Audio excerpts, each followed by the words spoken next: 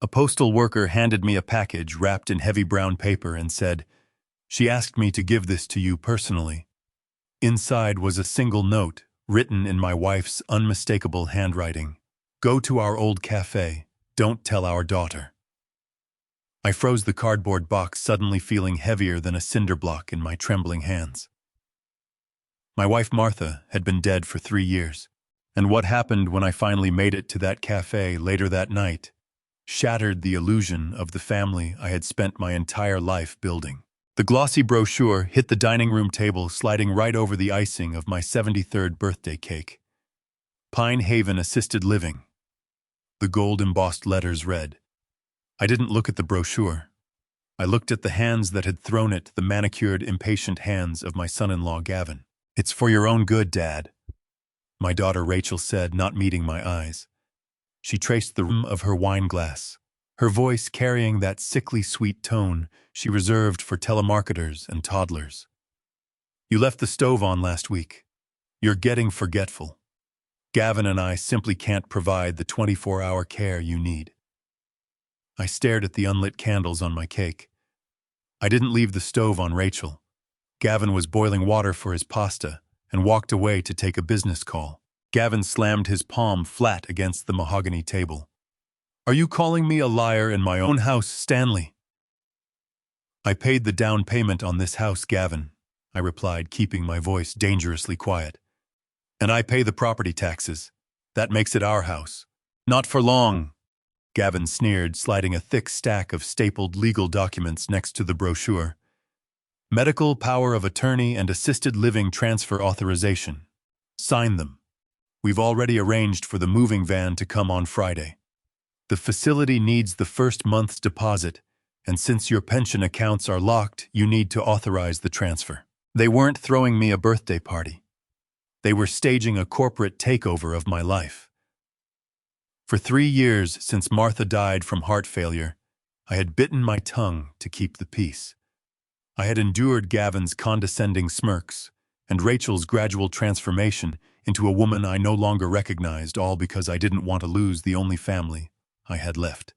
But looking at those papers, the ultimate betrayal laid bare under the dining room chandelier, a switch flipped inside my chest. "I'm not signing anything," I said, pushing my chair back. The legs scraped harshly against the hardwood. "And I'm not going to Pine Haven." Gavin stood up, his face flushing crimson. He towered over me, trying to use his height for intimidation. "You listen to me, you stubborn old fool. You're becoming a liability. You're going to sign those papers tonight, or I'll have a judge declare you incompetent by Monday morning. Don't test me." "Happy birthday to me," I muttered, turning my back on them and walking down the hallway. Behind, I heard the satisfying sound of Gavin throwing his wine glass against the wall, the crystal shattering into 100 pieces.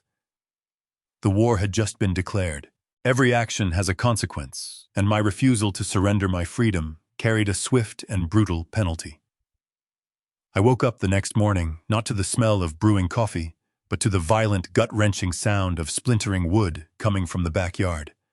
I threw off my blankets, my arthritic knees popping, as I hurried to the window. Out on the patio, Rachel was dragging Martha's custom-built oak rocking chair toward the edge of the driveway, right where the bulk trash pickup was scheduled. "What are you doing?" I shouted, rushing out the back door in my slippers. The morning air was biting, but the ice in my veins was colder. Rachel didn't even flinch. She shoved the chair hard, snapping one of the intricately carved rockers against the concrete. "Making room," she snapped, wiping dust off her expensive leggings.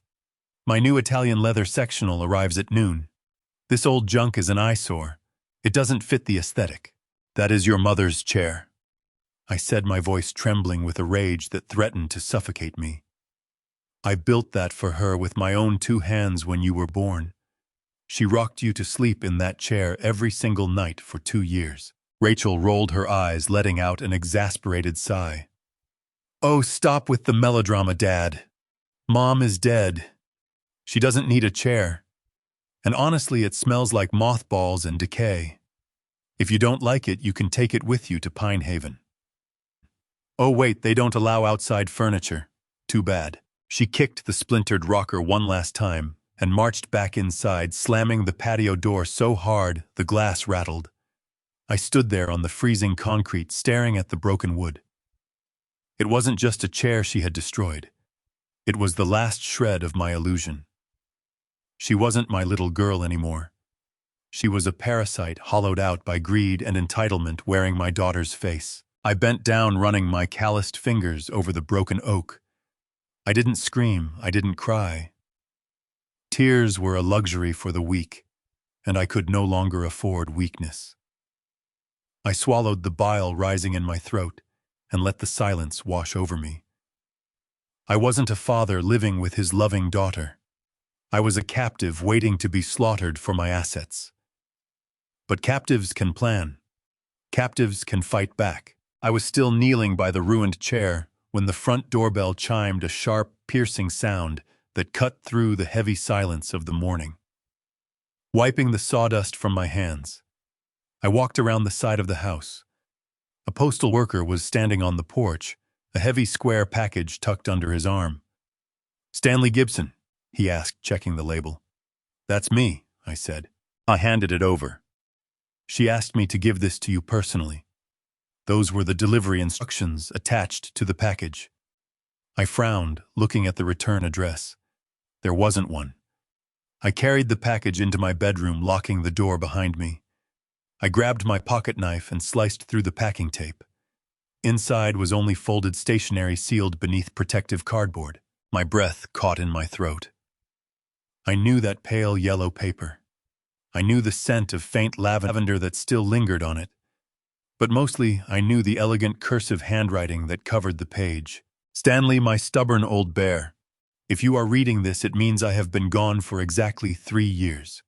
It also means you are likely in terrible danger." I saw the rot in Gavin's eyes long before my heart gave out, and I knew Rachel was too blinded by his money to stop him. "I have left something for you. Go to our old café on 5th Street tonight. Ask Oscar for the anniversary blend. Do not tell our daughter. Trust no one but yourself. I love you. Martha." My hands shook violently. Martha had known. My brilliant, observant wife had seen the wolves circling our home before I ever smelled their scent. "Dad." Gavin's fist pounded heavily against my bedroom door, making me jump. "Open the door." Rachel said a package arrived. "What did you order with our credit card?" Our credit card. He was already treating my money as his own. "Just some orthopedic shoes, Gavin." I called back, sliding Martha's letter beneath the mattress and smoothing the blanket flat. "Unlock this door right now," Gavin demanded, rattling the brass knob. "Rachel and I need your bank ledgers. We're doing a full financial audit today to prepare for your transfer to the facility." They weren't just pushing me out. They were actively hunting for my savings passbook. I had quietly moved my primary funds into a separate account months ago, but the physical ledger was still in my bottom drawer. If Gavin found, he would know exactly how much cash I was sitting on. The walls of my own bedroom felt like they were closing in.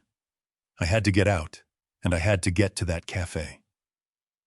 But escaping a house equipped with smart cameras and 2 greedy wardens wasn't going to be easy. Night fell over the neighborhood like a heavy shroud. A thick, icy fog rolled in from the coast, obscuring the streetlights and blanketing the manicured lawns. I sat on the edge of my mattress in the dark, dressed in my dark wool coat and heavy boots, waiting. At exactly 11:30 p.m. The handle to my bedroom door slowly clicked. I immediately threw myself under the covers, pulling the quilt up to my chin and forcing my breathing into a slow, rhythmic snore. Through my half-closed eyelids, I watched the door creak open. Rachel slipped into the room, holding a small flashlight. Her shadow danced menacingly across the wallpaper. She crept past my bed, her eyes fixed on my old oak desk in the corner. I watched my own daughter systematically violate my privacy, pulling out drawers, rummaging through my private medical files, and tossing my personal letters onto the floor. She was hunting for the bank ledgers. "Where did the old fool hide it?" she muttered under her breath, shining the light directly over my face to check if I was asleep. I didn't twitch a single muscle.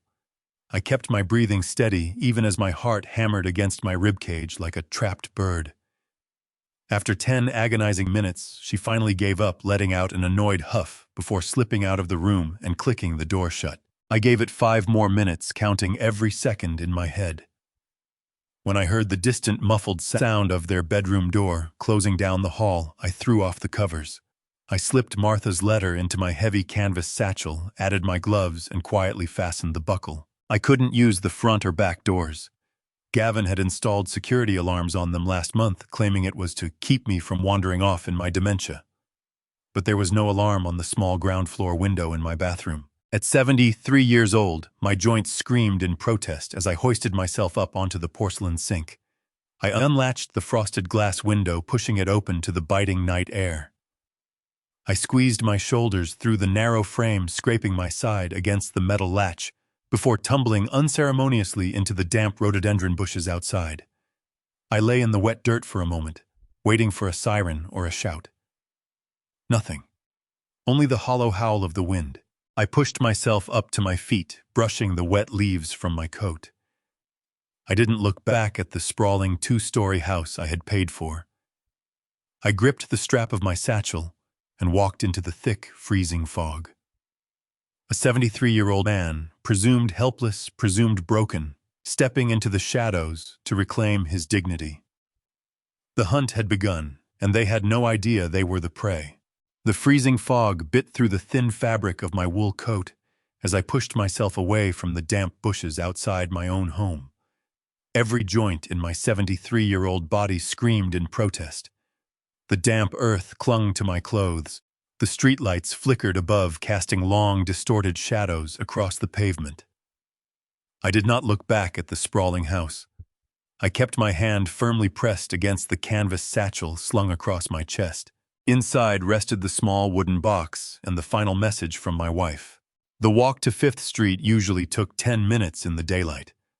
Tonight, navigating the icy sidewalks while listening for the sound of Gavin searching for me, it felt like an eternity. The streets were completely empty.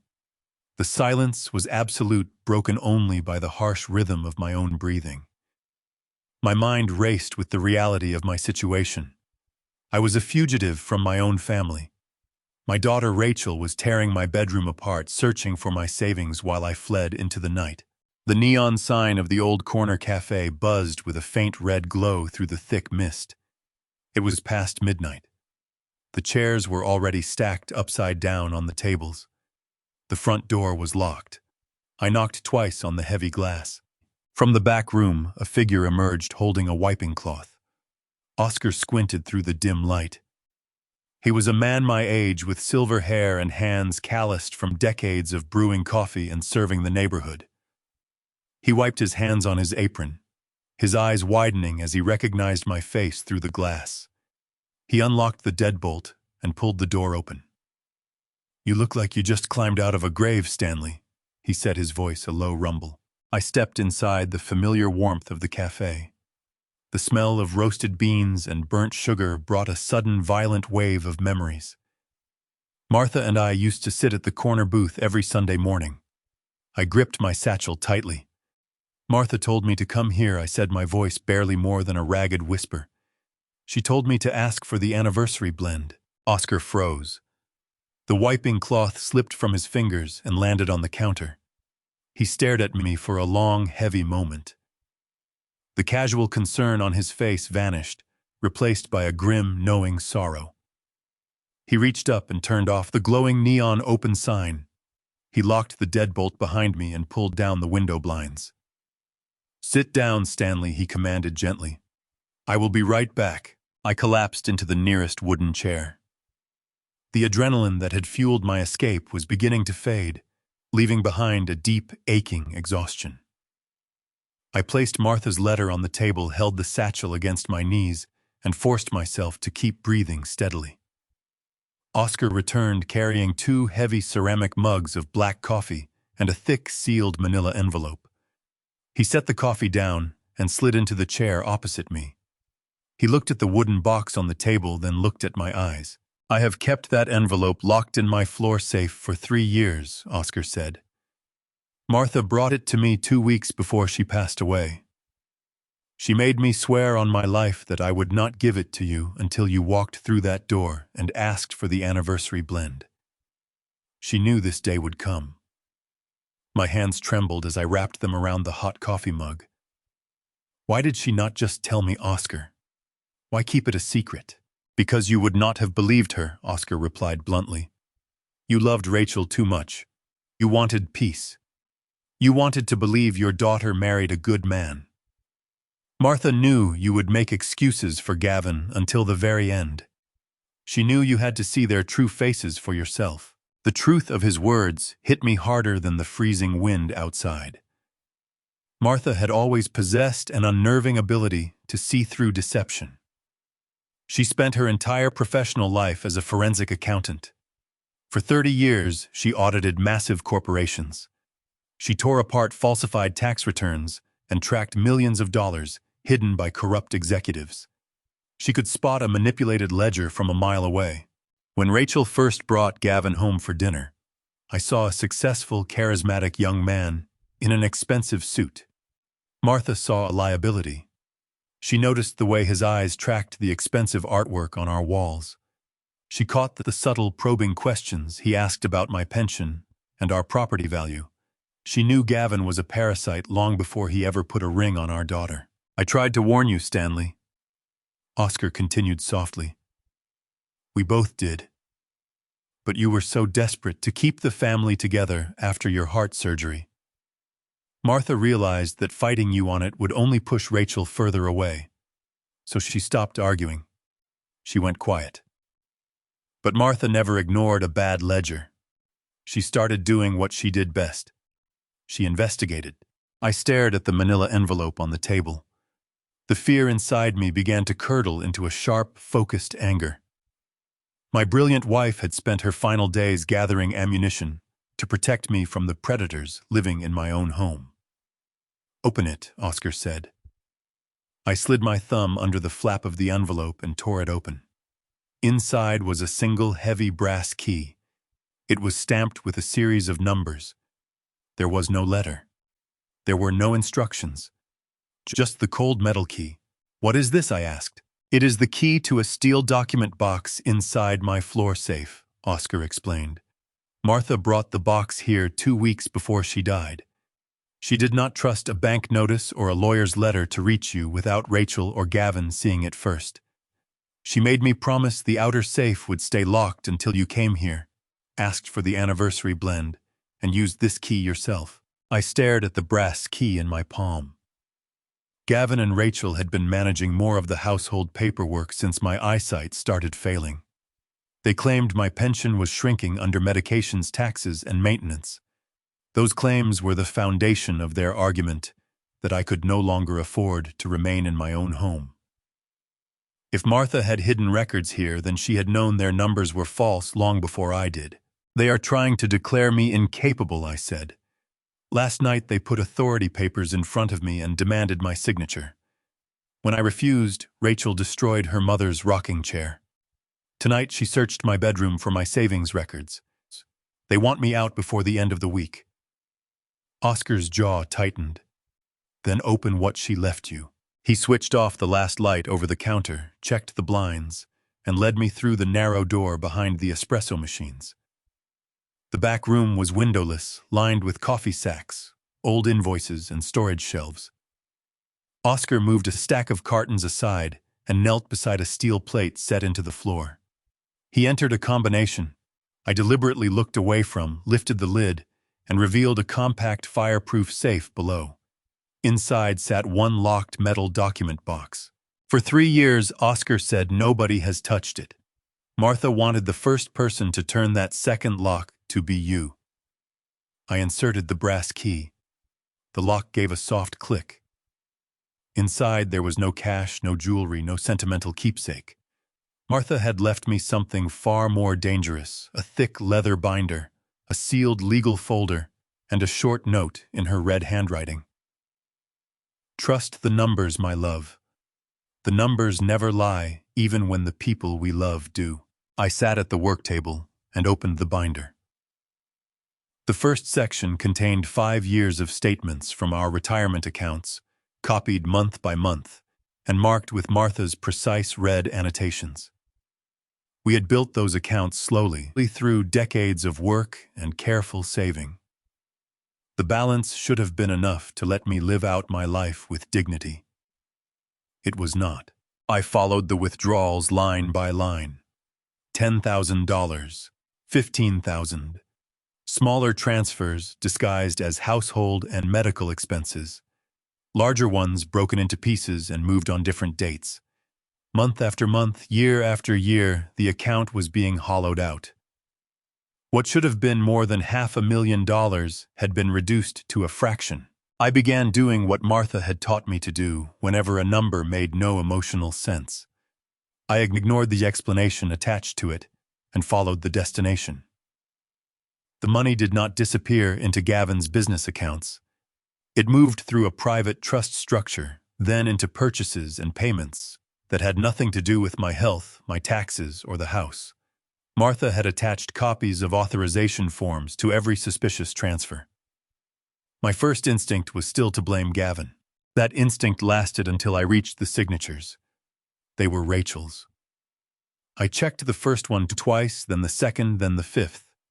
The handwriting was unmistakable, the elegant looping R. I had watched my daughter practice as a child, the same signature she used on birthday cards and college applications. Rachel had not been tricked into standing beside a thief. She had been authorizing the theft herself. 30 years earlier, I had sat with a 7-year-old Rachel at our kitchen table and divided her allowance into 3 envelopes. One for spending, one for saving, one for giving. I remembered the pride I felt when she later studied finance because I believed she had inherited Martha's discipline. Looking at those forms, I realized I had given her knowledge without character. I started separating the withdrawals by category the way Martha used to teach junior accountants. Housing, medical, investment, cash access. At first the labels looked ordinary. Then the dates exposed the lie. A transfer marked home maintenance occurred the same week Rachel posted photographs from a resort. A medical reimbursement matched the deposit on a luxury condominium. 2 payments labeled emergency family support were followed within days by purchases at a designer jeweler and an imported furniture showroom. Martha had printed the public transaction references beside the account statements, so even I could follow the path without specialized software. She had built the case for me one brick at a time. The worst page was not the largest withdrawal. It was a modest transfer made the afternoon before one of Martha's final cardiac procedures. I remembered sitting beside her hospital bed while Rachel sent me a message saying she could not visit because work had become overwhelming. The transfer authorization from that exact afternoon carried Rachel's signature. The memo line read, "Household support." Martha had circled it in red. Next to the circle, she wrote, "Rachel knows I am in surgery." I pressed my fingertips against my. Oscar quietly moved the bourbon bottle on the shelf out of reach and poured me more coffee instead. He knew I needed my mind clear. I kept reading. The binder contained copies of emails in which Rachel asked Gavin whether they should prove another amount before I reviewed the year-end statement. In one exchange, Gavin suggested waiting. Rachel answered that I trusted her and would never question anything while Martha was sick. That sentence did something no amount of money could do. It showed me my daughter's calculation. She had not merely discovered that I was distracted by grief. She had used my devotion to her mother as cover. I felt a wave of shame rise inside me, the old instinct to ask how I could have missed something so obvious. Then I saw another note from Martha. Do not waste time blaming yourself for believing your child. Use the time to see what she did with that belief. Even dead, my wife was correcting my thinking. Martha had clipped an email exchange behind one of the statements. Rachel had written to an upscale real estate broker 3 years earlier, while Martha was in the hospital with heart failure. My parents will not be needing their retirement funds much longer, the email said. Proceed with the condo purchase. The funds will clear by Tuesday. Do not contact my father. I read the lines until they stopped looking like words. While I had been sitting beside Martha's hospital bed, watching monitors, and praying she would recover, my daughter had been treating our remaining years as an account waiting to be liquidated. The money intended to carry us through illness and old age had become the down payment on Rachel's luxury life. The betrayal stopped being abstract. For 3 years after Martha died, I had endured Rachel's coldness because I kept telling myself she was trapped by Gavin. I believed he had changed her. I believed if I stayed close enough and absorbed enough humiliation, eventually my daughter would remember who she was. Martha's binder destroyed that fantasy. Rachel was not a passenger in Gavin's scheme. She was one of the people steering it. Oscar stood across the room without speaking. He had known Martha long enough to understand that sympathy offered too early could become another excuse. I did not need comfort. I needed the rest of the ledger. I turned another page. There were 5 years of patterns. Transfers timed around quarterly statements. Withdrawals that increased after Martha became ill. Payments that matched dates on Rachel's property purchases. Martha had marked each connection in red, not with anger, but with the clinical precision of a forensic accountant building a case. At the bottom of one page, she had written a single sentence. She knows exactly what she is doing. My hands finally stopped trembling. The grief inside me changed temperature. It was no longer hot enough to make me shake. It had gone cold. I closed the banking section and lifted the leather binder. Beneath it was the sealed legal folder. The paper inside was heavier than a normal statement. Across the first page in stark type were the words, "Promissory note and deed of collateral." Oscar saw my expression. "What is it?" I unfolded the pages across the table and began reading the way Martha would have read them: names, first dates, second obligations, third signatures, last. The borrower was a holding company I did not recognize. Gavin had signed as guarantor. The principal was $600,000. The penalties were brutal. The interest structure was the kind of arrangement a desperate man accepts when respectable lenders have stopped returning his calls. Martha had attached a yellow note to the second page. He lost heavily in a commercial real estate scheme she had written.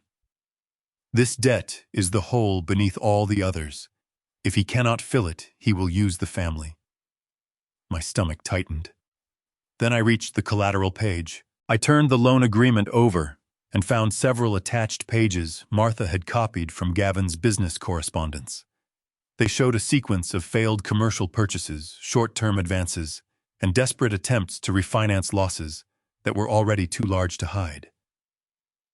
Gavin had built the image of a successful investor by moving obligations from one account to another and calling the movement growth. The $600,000 was not the beginning of the problem. It was the moment the problem became dangerous. One email from Gavin to an unnamed lender contained only 2 sentences. "The family property is available. The old man will cooperate." I stared at the words until my jaw ached. At the time Gavin wrote that message, nobody had asked me anything. Another attachment was a rough asset sheet listing the estimated value of my house, the remaining balance of my retirement savings, and even the approximate cash value of Martha's jewelry. Someone had turned my entire life into columns on a liquidation worksheet. Rachel's initials appeared at the bottom. I could almost hear her defending it. Dad. It was only planning. Dad, Gavin needed numbers. Dad, we were trying to help. The excuses formed automatically in my head because I had spent years writing them for her. I stopped. That was exactly the habit Martha had designed this box to break. The maturity clause on the loan carried escalating penalties if the collateral was not delivered. A handwritten note in Gavin's file estimated that he had 1 week before the lenders stopped negotiating. That explained the sudden change in temperature at home. 3 years of condescension had become 1 week of emergency action because the debt clock had finally reached 0. The assisted living facility was not an act of patience exhausted by an aging father. It was a deadline strategy. The medical authority forms on my birthday were not about treatment. They were a way to make my objections easier to dismiss. Rachel destroying Martha's rocking chair the next morning was not merely cruelty. It was the behavior of someone already clearing a house she believed would soon belong to somebody else. For the first time, the last 48 hours became one continuous line instead of a series of insults. Martha had seen the line years before I did. That realization hurt more than Gavin's forgery. My wife had spent part of her final illness preparing for the possibility that our own daughter would help erase me. She had carried that knowledge while I sat beside her talking about ordinary things, probably because she knew I would have defended Rachel until the evidence became impossible to deny. I placed my palm flat on the binder. "I'm sorry, Martha," I whispered. Oscar heard me but pretended he had not. My home address was printed in the center of it. I had paid off that house 20 years earlier. I had carried Martha across its threshold. Rachel had taken her first steps in the hallway. I had built the oak rocking chair in the garage after she was born. The house was not merely valuable property. It was the physical record of our marriage, and Gavin had pledged it to the people financing his collapse. I looked down at the signature beneath the property clause. My name was written there. Only, it was not my handwriting. The loops were too tight. The pressure was too hard. The final stroke on Gibson rose instead of falling. Someone had copied the shape of my signature without understanding the habits built into 40 years of writing it. Gavin had forged my name. I held the page closer to the light, then compared it to the signatures Martha had preserved on legitimate documents in the binder. There was no doubt in my mind. Whoever had signed the collateral agreement had imitated me. Oscar leaned over the table. "Can they take the house with that not cleanly?" I said. "But that may not be what Gavin needs." I turned to the maturity date. The debt came due at the end of the week. The same week Rachel and Gavin were trying to move me into Pine Haven. The puzzle snapped together so violently I actually stood up from the chair. They did not want me safe. They wanted me absent. If I remained in the house when the lenders demanded the property, I could challenge the documents immediately. I could refuse access. I could call a lawyer. I could point at the forged signature and force the entire transaction into daylight. But if Rachel and Gavin could first manufacture a record that I was confused, dependent, and unable to manage my own affairs, they could isolate me and create delay. They could wave false authority papers around, tell brokers I had forgotten what I signed, and hope the confusion lasted long enough for the property to change hands. The scheme did not have to survive a real investigation forever. It only had to survive long enough for me to lose practical control. I thought back to this birthday table, the assisted living brochure, the authority papers, Gavin's threat to have a judge declare me incompetent, Rachel's urgency, the rocking chair thrown onto the concrete because new furniture was arriving. They had been clearing the stage. Rachel knew the debt existed. She knew the house had been used as collateral. And after draining the retirement accounts, she was willing to remove me so the final asset could be sacrificed too. I sat again. For a moment, I remembered the child she had been asleep in Martha's arms in that oak rocking chair. The memory hurt, but it did not change the numbers. Martha's evidence was merciless because it left nowhere for love to hide. I carefully folded the loan agreement and placed it beside the retirement records. Behind the promissory note was one final sheet in Martha's handwriting. It was not a legal instruction. It was a warning. "Stanley, if you are reading this, do not confront them before you know what they need from you. Greedy people tell the truth when they believe the answer is already theirs." I read the sentence twice. Oscar gave a grim smile. "That sounds like her." It did. The instinct that had carried me through 3 years of grief was to go home, throw the binder onto the kitchen table, and demand that Rachel explain herself. Martha had anticipated that impulse. She knew an accusation would only make them destroy records, change their story, and accelerate whatever they had planned. So I forced myself to think instead.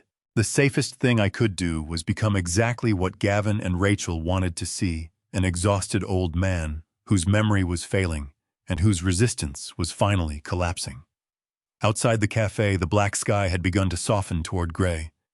The fog still covered 5th Street, but dawn was approaching. Oscar told me I could stay in the back room and disappear for a few days. I shook my head. If Rachel and Gavin woke to an empty bed, they would report a confused elderly man missing. They would use my disappearance as evidence that I could not live independently. Running would strengthen the story they were already building. I needed to return before the neighborhood fully woke. I needed to let them catch me coming home. Oscar understood immediately. You want them to think you wandered off? Exactly. He helped me place the binder and loan documents inside my canvas satchel, then tightened the buckle himself. I slipped Martha's note into the inner pocket of my coat and closed my hand around the brass key. I had left my house believing my family wanted control of my savings. I was returning with proof that my daughter had stolen my retirement. My son-in-law had forged my name, and both of them were preparing to sacrifice my home to keep their own lives intact. The old man who had climbed through the bathroom window was still frightened, but he was no longer blind. I thanked Oscar and stepped back into the freezing fog. The eastern sky was beginning to brighten. It was time to go back into the cage and convince the predators that I had forgotten where the door was. Martha had spent her life teaching me that a false balance eventually collapses under its own weight. For the first time, I was ready to stop holding this one up for them anymore. The sky was bleeding a pale, bruised purple by the time I stumbled back onto my own driveway.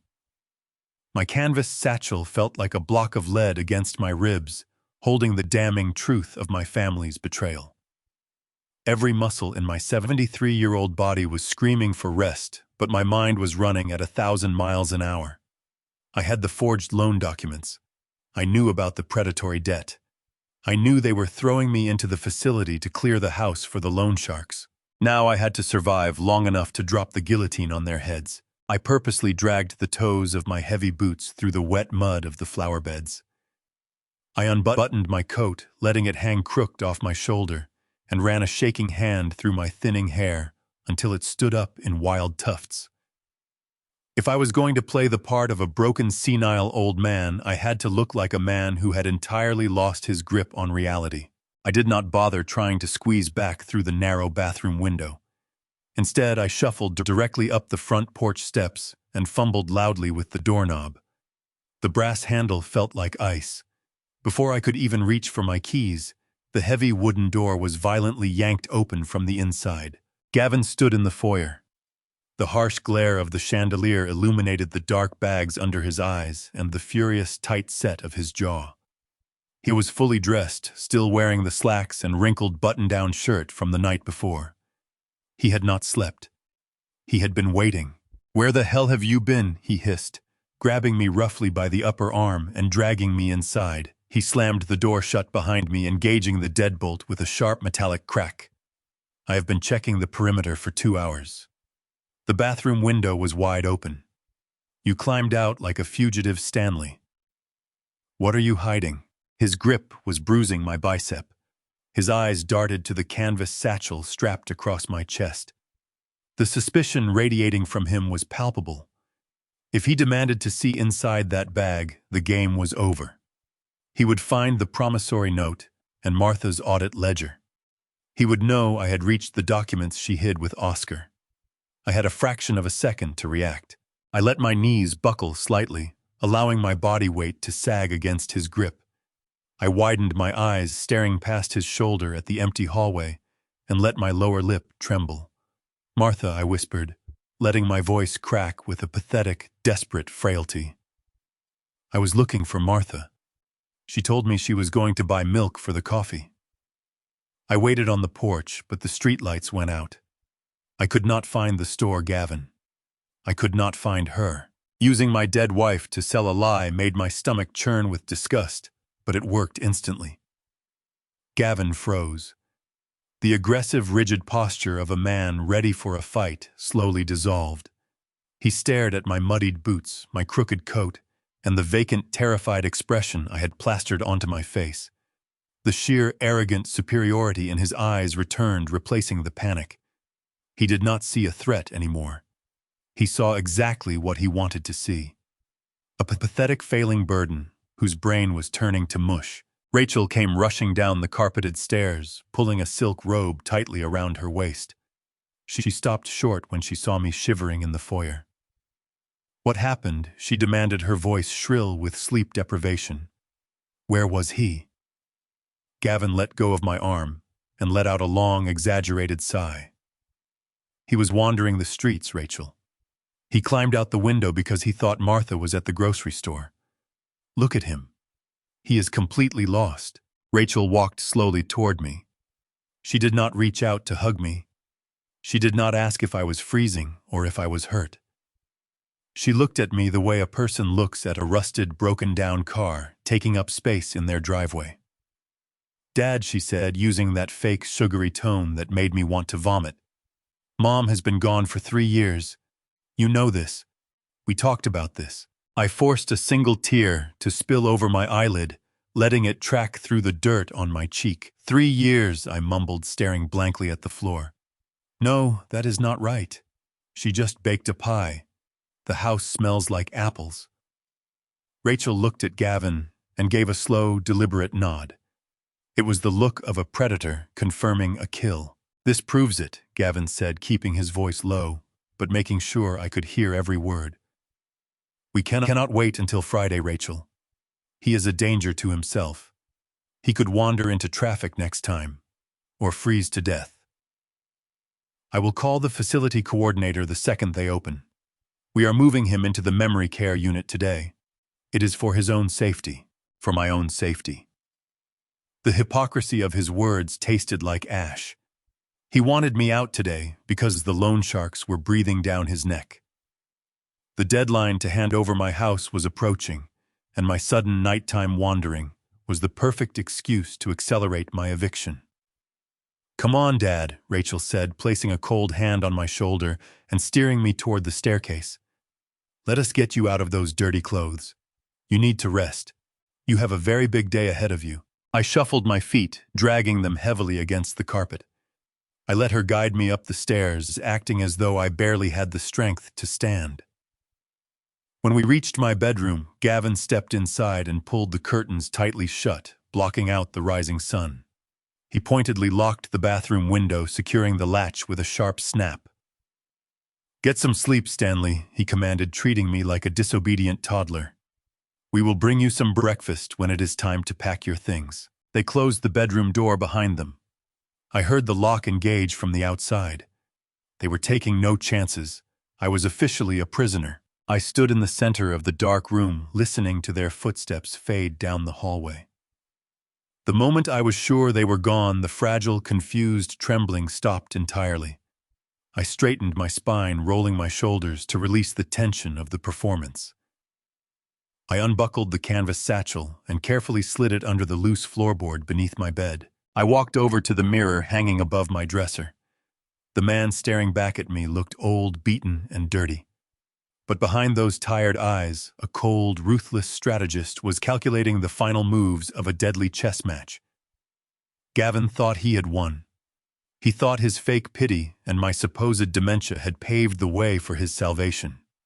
He was probably downstairs right now, pouring a cup of coffee and celebrating the fact that he was about to steal my house and clear his criminal debt. Let him celebrate. Let him pack my bags.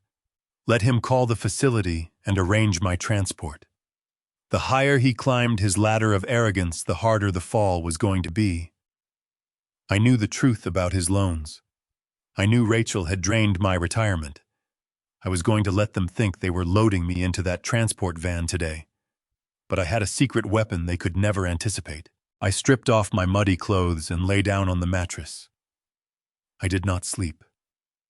I stared at the ceiling, tracing the cracks in the plaster, planning my next strike. I had to get out of this house to meet the one man who could legally detonate the bomb I was building. I needed to find Wallace. and I was going to make sure that when the dust settled, Gavin and Rachel would be left with absolutely nothing. The morning sun pierced through the gaps in the heavy curtains, stabbing at my tired eyes. I had not slept a single minute. I spent the hours lying perfectly still, listening to the muffled sounds of Gavin and Rachel moving around the house. They were making phone calls. They were packing boxes. They were dismantling the life I had built over 40 years. When the heavy brass lock on my bedroom door finally clicked open, my heart slowed to a steady, calculated rhythm. The time for panic was over. It was time to play the final act of their delusion. Rachel walked into the room carrying a small plastic tray. She set it down roughly on my nightstand. The coffee was lukewarm, and the single slice of toast was dry. She did not look at me with pity or concern. She looked at me with the cold efficiency of an executioner checking her watch. "Eat this quickly," she ordered, her voice entirely devoid of emotion.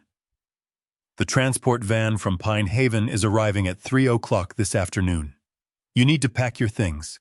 You are only allowed one medium-sized suitcase. The facility does not have room for all your old junk." I slowly pushed myself up against the headboard, letting my arms shake. I looked down at my hands, making sure she saw the tremors. I did not argue. I did not raise my voice or demand my rights like I had the night before. I simply bowed my head and let out a long, defeated sigh. "You are right, Rachel," I whispered, forcing my voice to sound incredibly frail and broken. "I am getting too old. I am making mistakes. I do not want to be a burden to you and Gavin anymore." Rachel froze. She had clearly prepared herself for a massive screaming match. She had braced for me to throw the tray across the room or threaten to call the police. My sudden, absolute surrender threw her completely off balance. I watched the tension melt out of her shoulders. A smug, triumphant smile spread across her face. She truly believed she had broken my spirit. "It is about time you accepted reality, Dad," she said, her tone shifting into a sickening, patronizing sweetness. "Gavin and I have sacrificed so much to take care of you. We are exhausted. This is the best decision for everyone. You will be safe there. The nurses will make sure you do not wander off and embarrass us again." I nodded slowly, keeping my eyes fixed on the floor. "I will pack my bags," I mumbled. "I just want to rest." She patted my shoulder with two stiff fingers. "Be ready by 2:30. Do not make this harder than it needs to be." When she walked out of the room, she did not lock the door behind her. She did not think she needed to lock up a defeated man. I listened to her footsteps descend the staircase. I heard her calling to Gavin in the kitchen, excitedly telling him that the old fool had finally stopped fighting. Gavin laughed with pure relief. He told her to contact the lenders and say the property plan was moving forward, but not to promise a signing time until he had me under control. I thought the obstacle was finally breaking. I stood up from the bed and quietly closed my door. The shaking in my hands vanished instantly. I walked over to my closet and pulled out a small brown leather suitcase. I threw in a few sweaters, some socks, and a pair of trousers to make it look authentic. But beneath those clothes, I carefully wrapped the canvas satchel containing Martha's audit ledger, the forged loan documents, and the brass bank key. I needed to get out of the house. I needed to meet with Wallace. Wallace was the only attorney in the city who owed his entire career to my late wife. Martha had saved Wallace from a vicious corporate framing scandal 20 years ago, uncovering the hidden funds that proved his innocence. Wallace had sworn a life debt to her. He was ruthless, brilliant, and absolutely loyal to our family. I just needed a valid excuse to walk out the front door without Gavin dragging me back inside by the collar. I picked up an empty orange plastic pill bottle from my bathroom counter. I walked slowly down the stairs, gripping the wooden banister, with exaggerated effort. Gavin and Rachel were sitting at the kitchen island, drinking fresh orange juice and looking over a stack of property deeds. They barely glanced up when I shuffled into the room. "Rachel," I said, holding up the empty pill bottle. "My heart medication is completely gone. I cannot go to the facility without it. The nurses will not accept me without my current prescriptions. I need to walk down to the pharmacy on this corner to pick up the refill. Gavin scowled immediately, standing up from his stool. You are not going anywhere, Stanley. I am not playing hide and seek with you again. I will go get the pills. I gripped the edge of the counter, letting a panicked, desperate look wash over my face. No, Gavin, please, I stammered. The pharmacy needs to see my identification and speak with me because the refill authorization has lapsed. You cannot pick it up for me. Please, I just want to get my medicine and come back to pack. I promise I will not cause any more trouble. I just want my heart to stop hurting. Rachel looked at Gavin and waved her hand dismissively. Let him go, Gavin. The pharmacy is only 2 blocks away. He can barely walk straight. He is not going to run away. Besides, if he shows up at Pine Haven without his heart pills, they might delay the admission process. We need him gone by 3 o'clock. Do not give them an excuse to reject him. Gavin clenched his jaw, but finally relented. He pointed a threatening finger at my chest. You have 30 minutes, Stanley. 30 minutes. If you are not back here sitting on this couch, I will call the police and tell them a mentally unstable patient escaped. Do you understand me? I nodded meekly, staring at my shoes. Thank you, Gavin. I will be right back. I put on my heavy wool coat, wrapping my scarf tightly around my neck. I opened the front door and stepped out onto the porch. The morning air was sharp and bitterly cold, but it tasted like absolute freedom. I heard the deadbolt click shut behind me. They really thought I was walking to the pharmacy to prepare for my own captivity. The moment I stepped off our property line, the hunched, shuffling posture completely disappeared. My stride became long and purposeful. The helpless victim died right there on the sidewalk. I was a man marching to war, and I held the nuclear codes in my pocket. I bypassed the pharmacy entirely and walked straight to the bus stop, heading downtown to the financial district. Rachel and Gavin thought they were counting down the hours to their victory. They had no idea they were actually counting down the minutes to their total annihilation. The mahogany doors of the towering downtown law firm felt heavy as I pushed them open. I bypassed the waiting area and walked straight to the reception desk. The young woman behind the marble counter looked at my faded wool coat and mud-stained boots with clear distaste. She asked if I was lost. I did not blink. I told her to call Wallace. I told her to give him a very specific message. Tell him Martha sent her husband to collect a debt. The receptionist rolled her eyes and picked up her phone ready to call security. But she made the call anyway, just to humor the crazy old man. Less than 30 seconds later, the heavy oak doors at the end of the hallway swung open violently. Wallace stepped out. He was a man who commanded absolute authority, wearing a bespoke suit and an expression that usually made rival executives sweat.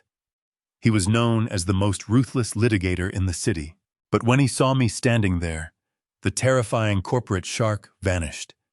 He rushed across the lobby and firmly shook my hand, ushering me past the bewildered receptionist and into his private corner office. He locked the door behind us and closed the soundproof blinds.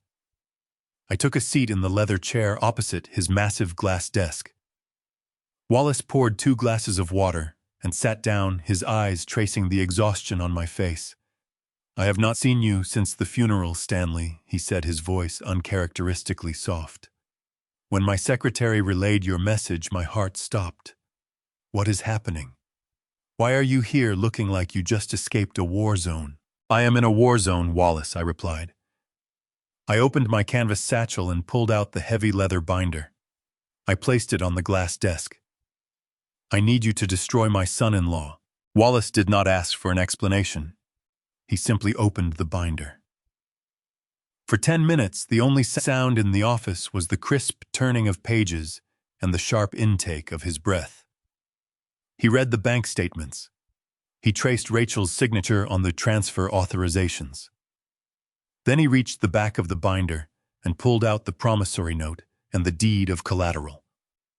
I watched his jaw tighten. The color drained from his face as he analyzed the predatory loan terms and the forged signature at the bottom. Do you know why I took your case immediately, Stanley? He asked, keeping his eyes fixed on the forged document. Do you know why I would drop every millionaire client I have just to sit in this room with you right now? Because of Martha, I said. Because of Martha, he confirmed, tapping his pen against the desk. 20 years ago, I was a junior partner at a different firm. A group of senior executives embezzled $4 million, and they meticulously framed me for the entire operation. They fabricated emails. They falsified wire transfers. The federal investigators were ready to put me away for a decade. I was a dead man walking. Then the court appointed a forensic accountant to audit the firm. That accountant was your wife. Wallace leaned forward, resting his elbows on the desk. Martha did not just look at the surface numbers. She dug into the hidden metadata. She worked nights and weekends tearing apart offshore accounts until she found the real money trail. She proved my innocence and sent the real criminals to federal prison.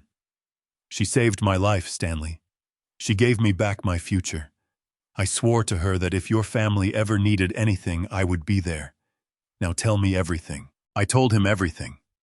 I told him about the sudden push to throw me into Pine Haven assisted living. I told him about the medical power of attorney they tried to force me to sign for my own birthday.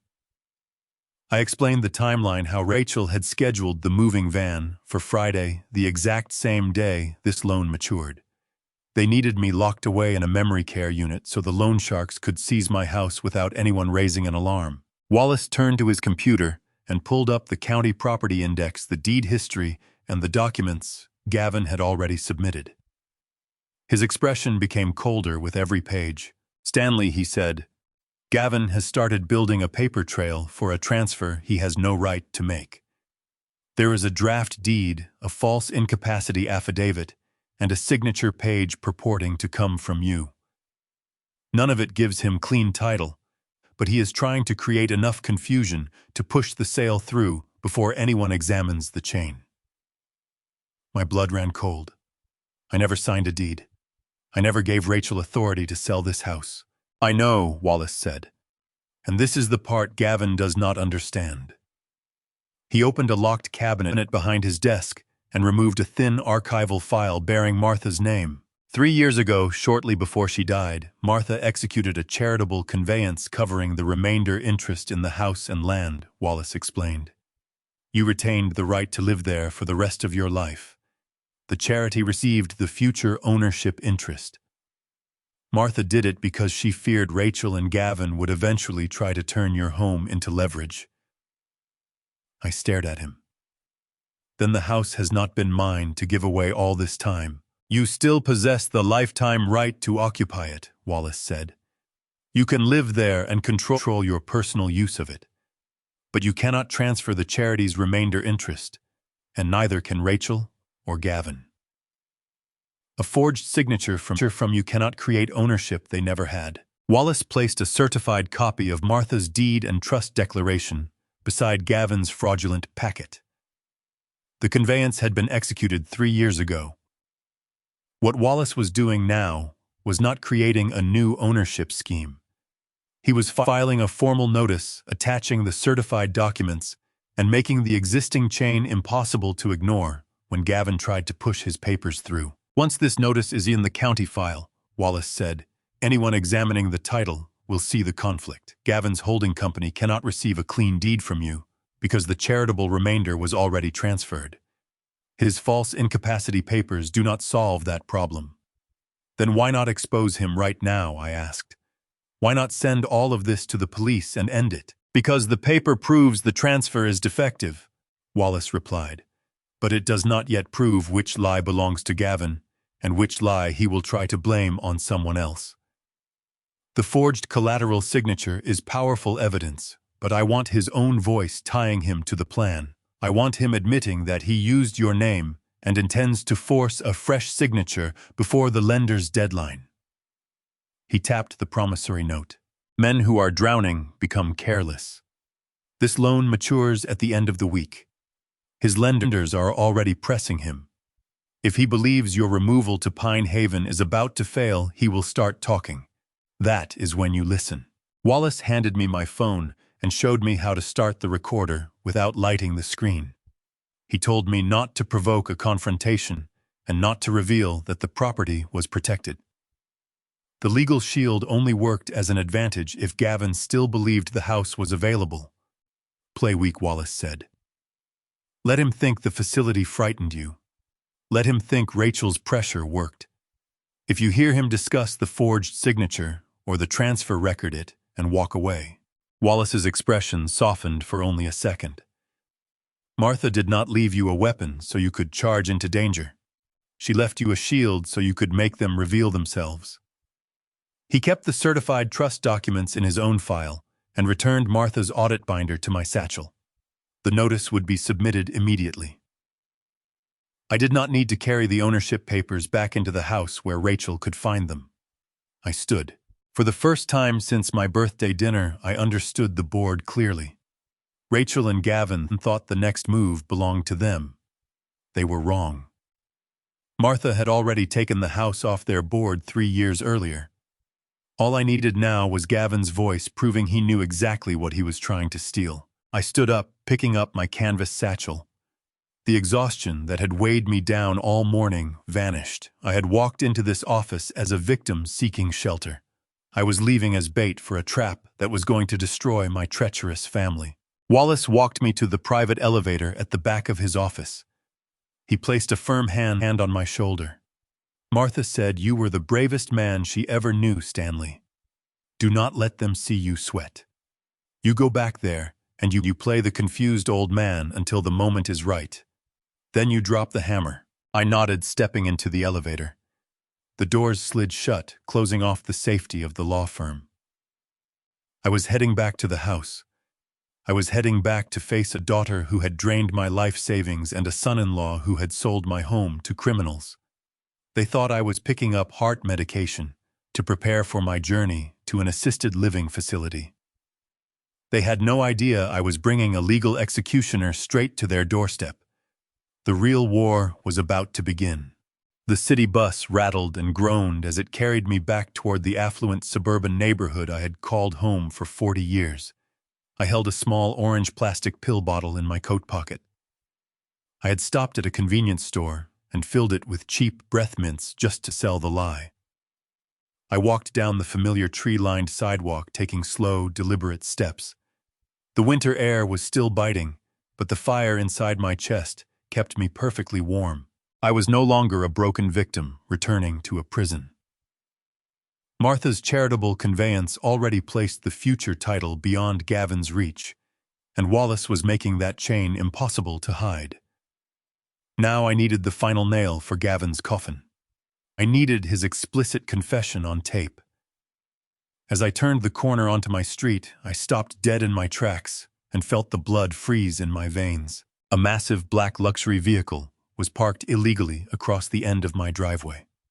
The heavy engine was idling, sending thick white plumes of exhaust into the freezing morning air. 2 men wearing dark tailored suits were standing on my front porch, blocking the main entrance. They did not look like real estate agents. They did not look like bankers or neighborhood associates. They had the heavy, rigid posture of men who broke legs for a living. I quickly stepped off the concrete sidewalk and moved behind the thick trunk of the old oak tree in my front yard. I pulled my cell phone from my coat pocket, my fingers completely steady, and hit the audio record button. I slipped the phone into my breast pocket, leaving the small microphone exposed. I crept silently through the overgrown rhododendron bushes, snapping dry twigs beneath my boots, until I was pressed flat against the brick wall right beneath the wooden porch railing. The front door swung open, and Gavin stepped out onto the porch. He was trying to project an air of arrogant corporate confidence, but I could see the sweat glistening on his forehead, even in the bitter cold. I held my breath, pressing my back against the freezing brick, hoping the dead leaves would mask the sound of my pounding heart. "You said you would never come to the house," Gavin hissed, his voice trembling with barely contained panic. "My father-in-law is out wandering the neighborhood. If he or my wife see you here, the whole deal goes up in smoke.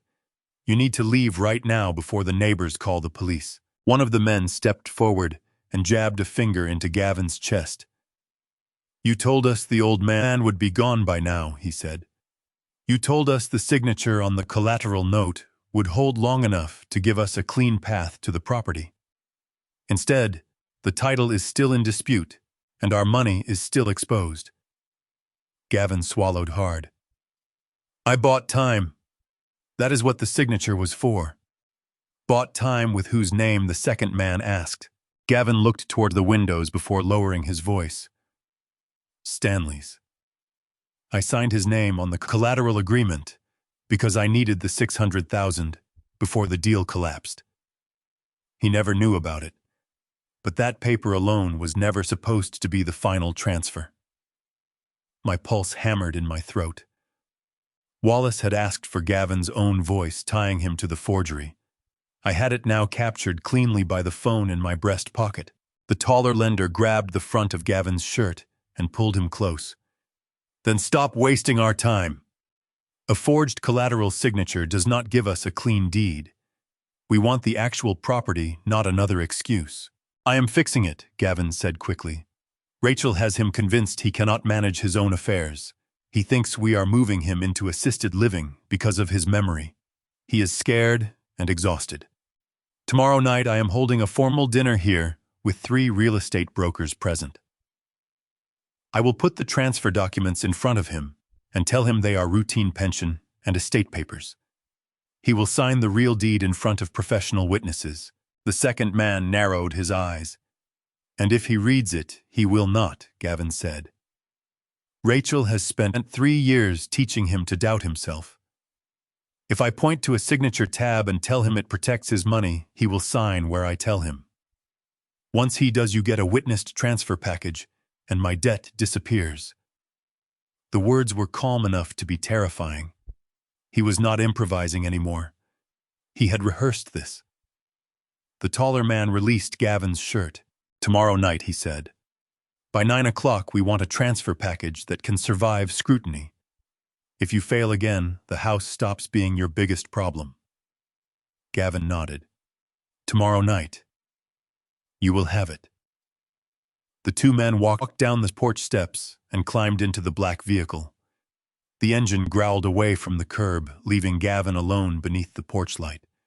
For several seconds, he simply stood there, breathing hard. Then he pulled out his phone. Rachel, he said when she answered. Change of plan. Keep your father here. Cancel the facility van. I need the 3 brokers at dinner tomorrow night, and I need the final transfer packet ready. No mistakes. We get his live signature tomorrow or we lose everything. He listened, then lowered his voice further. And do not tell him anything about the collateral note. He still does not know I signed his name. My hand tightened against the brick wall. That final sentence was almost unnecessary. Gavin had already confessed. But hearing him repeat the secret to Rachel stripped away the last possible excuse that this had been a misunderstanding. He went back inside. I stayed hidden until the black vehicle disappeared at the end of the street. Then I stopped the recording and checked the file duration. The entire exchange was there, the lender confronting him about the forged collateral signature, Gavin admitting he had signed my name without my knowledge, and his plan to trick me into executing the real deed at the dinner. This was no longer just Martha's paper trail. It was Gavin's voice explaining the crime. I waited 10 more minutes, letting the silence return to the neighborhood. I took out my plastic bottle of breath mints, shaking it so it sounded like medication. I walked up the driveway, climbed the porch steps, and knocked on the front door. I let my shoulders sag. I let my eyes droop. I became the helpless, confused victim once again. Rachel opened the door, looking at my tired face with absolute disgust. "Did you get your pills?" she demanded, looking up and down the street to make sure none of the neighbors were watching. I nodded, holding up the rattling bottle. "Rachel," I whispered, keeping my gaze fixed on the floor. "I am sorry it took so long. I got a little confused at the crosswalk. I am just so tired. I think I am ready to go to the facility now. I will pack my bags." Rachel smiled a cold, dead smile that looked exactly like her husband's. She reached out and patted my cheek with false affection. "You are not going to the facility today, Dad," she said, pulling me inside the warm house. "We had a slight change of plans. We are hosting a very special dinner party tomorrow night. You are the guest of honor." Before I had stepped out the front door to fake my trip to the pharmacy, I had made one crucial stop in the kitchen. I had reached into my coat pocket and pulled out a single sheet Wallace and I had prepared as a decoy asset summary. It carried no real bank logo and no authentic certification, only a fictional private investment reference and a believable maturity notice. The balance printed at the bottom was $4.8 million. I had left it on the kitchen island, beside Rachel's espresso machine, half covered by junk mail. It was not a forged claim against any real institution. It was bait designed to answer one question: would my daughter invade my papers again the moment she smelled money? If she did, I would know greed still controlled the room. While I was outside, pressing my back against the freezing brick wall and recording Gavin begging the loan sharks for his life, Rachel had been inside the kitchen. She had found the bait. That was the only reason she had smiled when I walked back through the front door. That was the only reason the transport van from Pine Haven Assisted Living had been abruptly canceled. The golden rat trap had snapped shut right on her greedy fingers. Rachel gently guided me into the living room. Her touch so sickeningly gentle, it made my skin crawl. She sat me down on the plush white sofa and knelt in front of me, resting her hands on my knees. Her eyes were wide and shining with fabricated, unshed tears. It was an Oscar-worthy performance of a devoted, heartbroken daughter. "Dad," she whispered, her voice trembling with manufactured emotion. "Gavin and I had a long talk while you were resting earlier. We were so wrong. We were just stressed and overwhelmed, but sending you away to a facility is a terrible mistake. You belong here with us in your own home. We are family, and family sticks together." I looked at her, trying to find a single trace of genuine remorse, but all I saw was the reflection of a $4.8 million lie. She did not want to keep me because she loved me.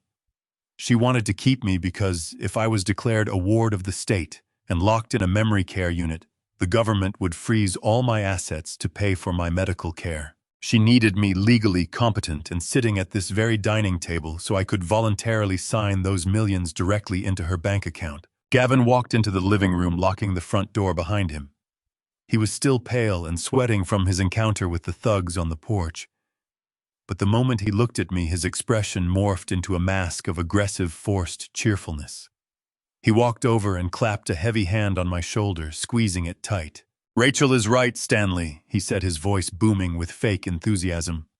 "We have been terrible to you lately. We let our financial stress blind us to what really matters. But no more. We canceled the transport van. You are staying right here. In fact, we want to celebrate you. We are going to host a beautiful formal dinner party tomorrow night. Just family and a few close business associates to witness a new beginning. A new beginning." The words tasted like poison. I knew exactly what kind of beginning he was planning. He was going to sit me down at that dinner party, ply me with expensive wine, and slide a stack of papers in front of me. He would tell me I was signing the release forms for my offshore millions, but hidden beneath them would be the deed transfer for this house. I was going to use my imaginary fortune as the ultimate distraction to legally hand my home over to the loan sharks and save his own life. "That sounds wonderful, Gavin," I murmured, staring at my hands and letting my voice quaver with pathetic, elderly relief. "I do not want to leave my home. I just want everything to be peaceful again. I have a document I need to show you both. I found it in Martha's old things. It says we have some money in Geneva. I do not understand what it means. My eyes are so bad these days." Rachel gasped, pressing her hand to her chest, as if she was hearing this information for the very first time. "Geneva," she repeated, feigning absolute shock.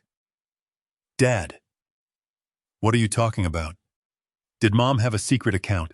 I nodded slowly, reaching into my pocket and pretending to search for the paper I had already left in the kitchen. I must have left it on the counter, I mumbled. It says 4 million something. I was hoping you and Gavin could look at it for me. You two are so smart with numbers. I just want to make sure you are both taken care of after I am gone. Gavin's eyes dilated. The sheer, unadulterated greed radiating from his face was almost blinding. The loan sharks had given him an ultimatum to surrender the house by tomorrow night. But now he thought he had stumbled upon a fortune that could pay off his criminal debts 10 times over. He thought he had hit the ultimate jackpot. Do not worry about a thing, Stanley, Gavin said, his voice slick with anticipation. I will review the documents personally. The brokers will witness the transfer package tomorrow night. We can process the estate paperwork right here at the table. We will make sure those funds are secured in a domestic structure so no one can ever take them away from you. We are going to protect you, Stanley. I looked up at him, letting a wide, foolish smile spread across my face. Thank you, Gavin, I whispered. You are a good son-in-law. I knew I could trust you. Rachel hugged me, wrapping her arms around my neck and burying her face in my shoulder. I smelled the expensive floral perfume she wore, the perfume she bought with the money she stole from my retirement fund. I patted her back, playing the role of the grateful, rescued father to absolute perfection. Why do you not go upstairs and get some rest, Dad? Rachel said, pulling away and smoothing my collar. I will make your favorite pot roast for dinner tonight. We have a lot of celebrating to do tomorrow. I nodded, using the arm of the sofa to push myself up. I shuffled slowly toward the staircase, leaning heavily on the wooden banister. I could feel their eyes burning into my back, tracking my every move. They thought they had successfully manipulated a lonely, desperate old man. They thought their sudden pivot to affection had completely erased my suspicions. The moment I reached the top of the stairs and stepped into the shadowy hallway, my hunched posture vanished. I walked silently to my bedroom and closed the door without making a sound. I walked over to the window and looked out at the street below. The black luxury vehicle the loan sharks had driven was gone, but I knew they were out there waiting in the shadows. The clock was ticking down to tomorrow night.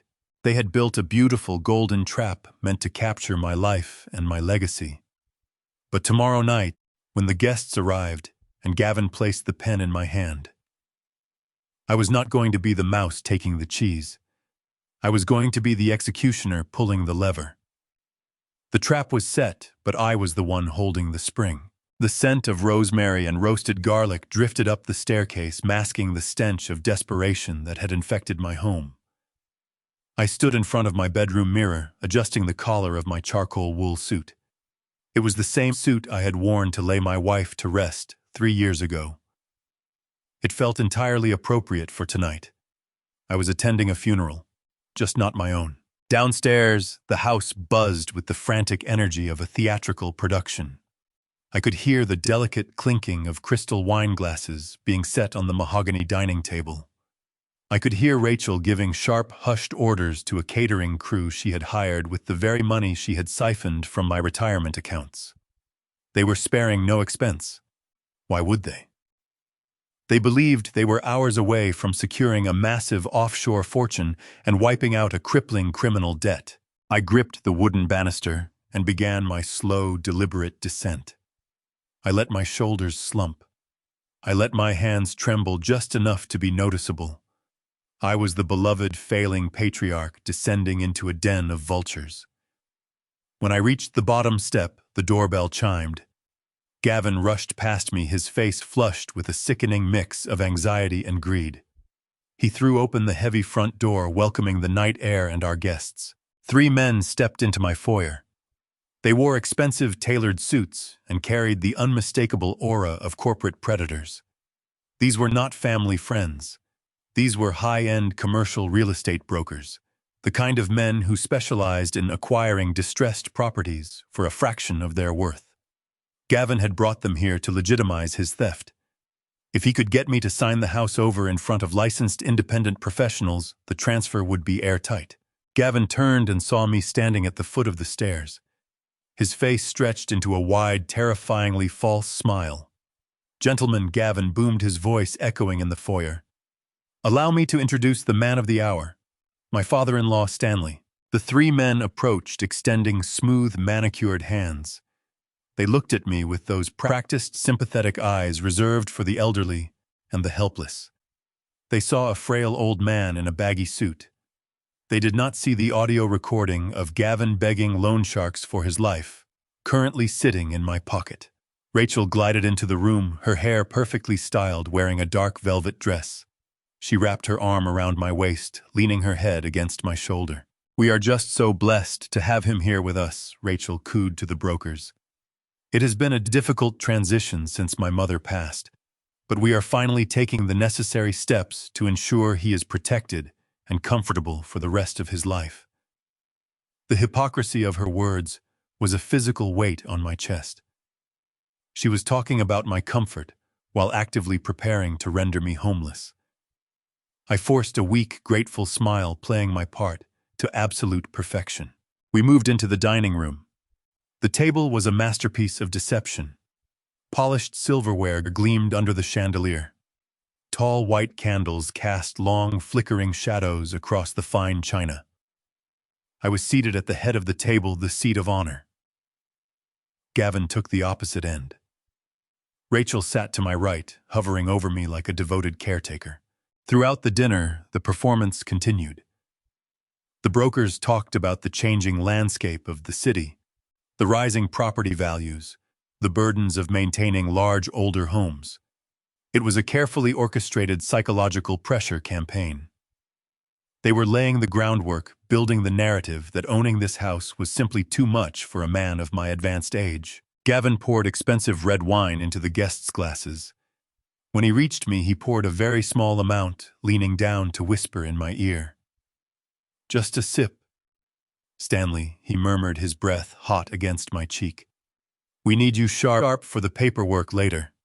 We are securing your Geneva accounts tonight. Everything is going to be perfect. I nodded, staring blankly at my plate. I barely tasted the roasted meat. My entire focus was on the ticking clock. As the plates were cleared away, the casual dinner conversation evaporated. One of the brokers placed a slim transaction case on the table and removed a prepared transfer packet. The other two shifted closer, their expressions becoming professionally attentive. Gavin stood and buttoned his suit jacket. Gentlemen, he said, as we discussed, my father-in-law has decided that maintaining this property is no longer practical.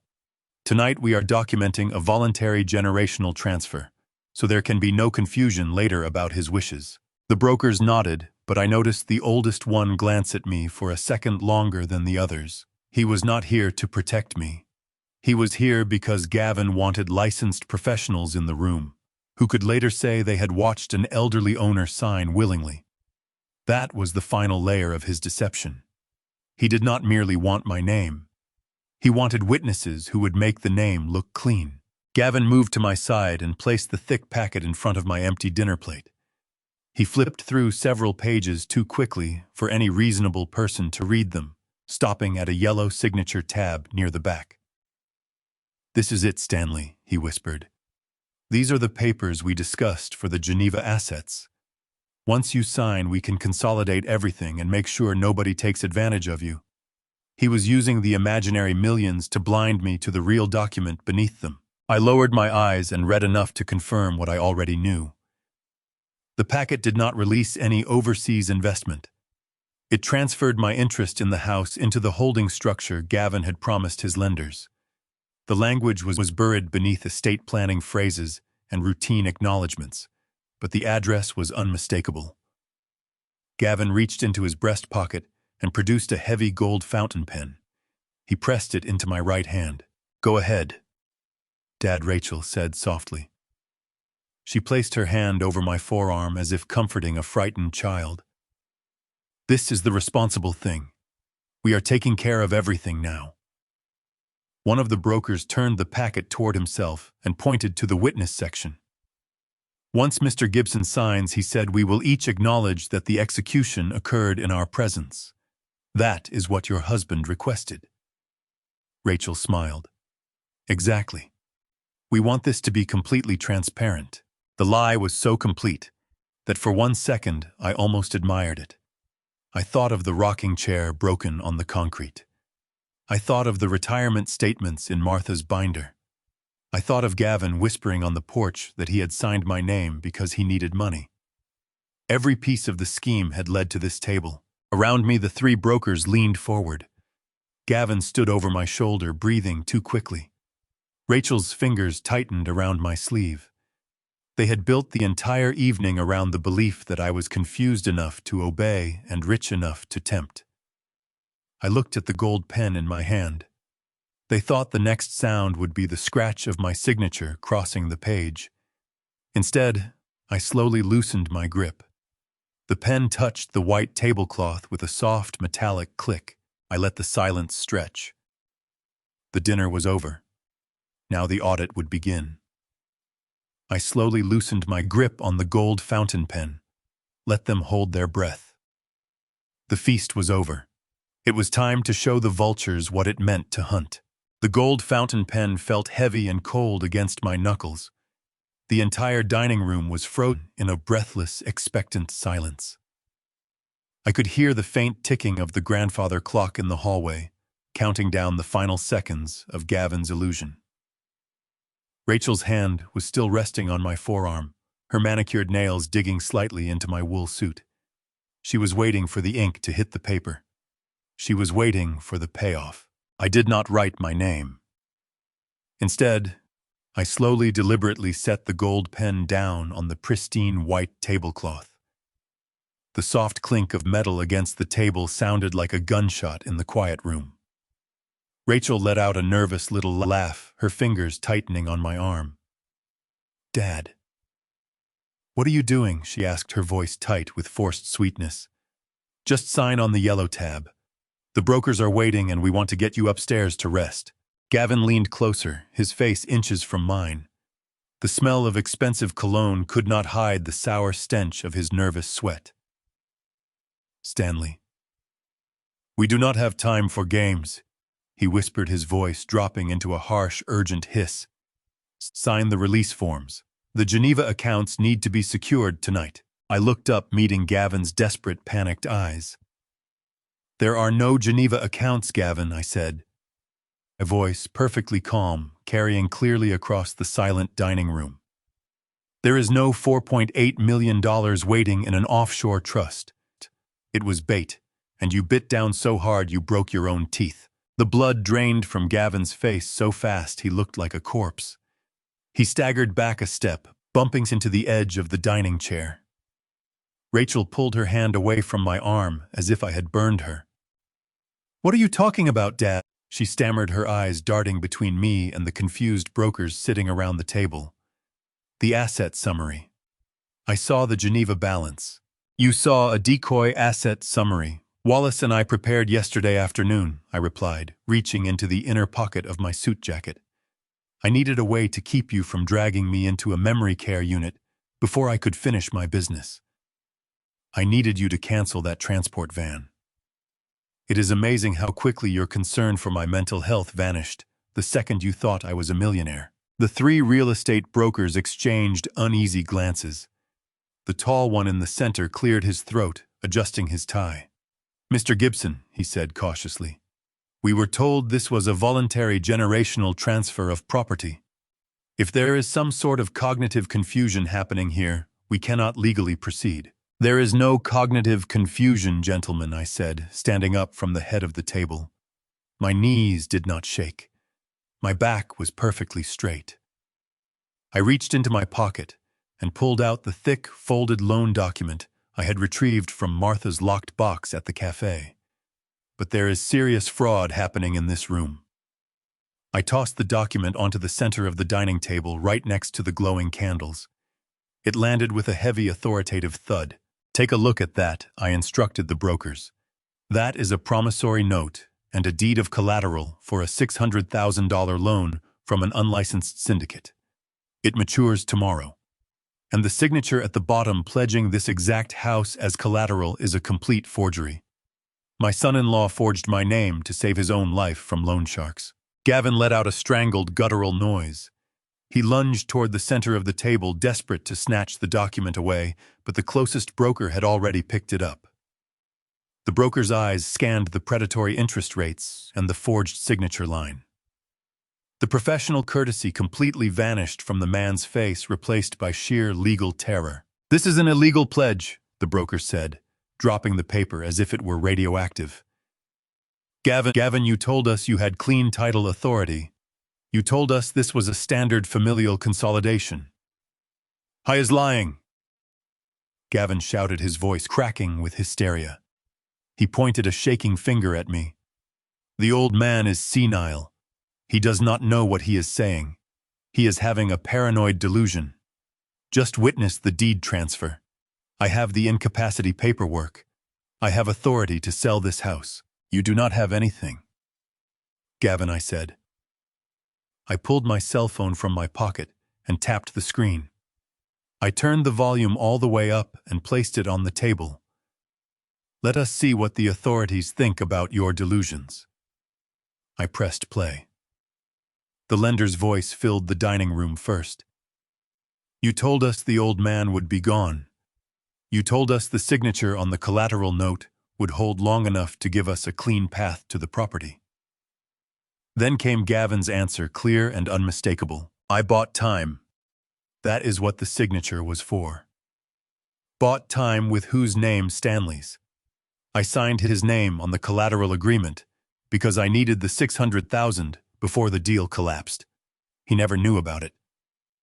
The three brokers went rigid. The recording continued. Gavin described tomorrow night's dinner, the transfer packet, and his plan to tell me I was signing pension and estate papers while I actually signed away the house. No one at the table needed me to explain what they were hearing. The oldest broker closed the transaction folder. "This is over," he said. "You represented this as a voluntary transfer. You brought us here to witness a transaction built on a prior forgery." Another broker pulled the unsigned deed from the stack and tore it cleanly in half. "Do not contact our firm again," he said.